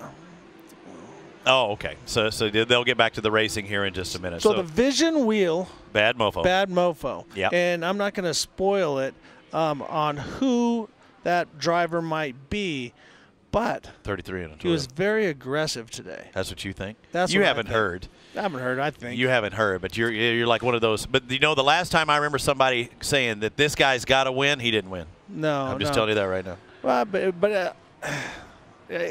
but that's what's great, because it's we don't know who gets to pick the award. I've been wrong a couple times, and I've been right a few times. But it's what's cool is that it's an award that the guy gets to take home some cash and maybe go out to Jurassic Park and spend a little money. That's the beautiful part about Jurassic. Before you make it to Jurassic Park, you spend all the money. So the Vision Wheels Bad Mofo Award, Tiffany Stone, she's down there waiting to find out who our recipient is, and I can't wait to find out who our recipient is. I thought we were going to see a shot of Tiffany to finding out who our recipient is, and you know, it's not $250, it's $500 today. Yep. So they can buy us a drink or maybe a sandwich. It code red. Yep. And so make it happen, guys, whoever that person is. All right, let's go down to Tiffany Stone. You know her as Miss TORC, and I've said her name wrong so many times this year. I'm still sorry, Tiff, but I got it right this time. Miss TORC, Tiffany Stone, with our Vision Wheel Bad Mofo Award. That's right, guys. I have this wonderful wallet with $250, but actually we're giving away two, like you just said, Robbie. We're giving away $500 to the Vision Bad Mofo, and it's going to be CJ Greaves. CJ Greaves, you are getting $500, and I wish you were here because I was going to hide this and show you this other one. Look at this, what you're getting right here, CJ. You're getting the Bad Mofo. It's going to be all of this right here for you. And you did it by taking out your dad in the last lap. That was a great race in Pro 4. CJ, if you're not coming here, I'm coming to get that money. And I'll be the Vision Wheel bad mofo. Back up to you guys. You're bad anyway, Tiff, and he deserved it. You got it right, and he takes home twice as much for that little punt move. Normally you'd be pissed, but when it was Dad and you kind of owed him one, not too mad. Yeah, but it wasn't a punt because he came to the inside, was holding the inside. He said he was up on there, and then it starts to wash out on him. Yeah. And then when he got a hold of him, but the move was when he hit the brakes and let Johnny go. So it was kind of like started a pit move and then hit the brakes, let him go, and then took off. So congratulations, CJ. You are one bad mofo. Yep, I still say it was a punt, but it was a deserved punt, possibly in that case. But yeah, he did get by when Johnny was going left and he was going straight. He had a much bigger advantage. But a strong day here. I'd like to thank everybody for watching us on our part. I think we're about to sign off. Ricky Johnson, it was good. Crandon's only one stop for us here at TORC Series, and it was a great race. CJ Greaves taking the win in the Pro Stock. Tim Farr in the Pro Mod. CJ coming back again, winning Pro 4-wheel drives. Kyle Kleiman shows his dominance. That's actually his third win in a row here at Crandon. He's been unbelievable. And Andrew Carlson winning it in Pro 2-wheel drives. For Ricky Johnson, Kate Osborne, I'm Robbie Floyd, and Tiffany Stone there trackside, Scott Ray trackside, Brent Smith trackside. We're glad you be a part of TORC, the Off-Road Championship presented by AMSOIL. The next time we see you, we'll be in Minnesota at ERS.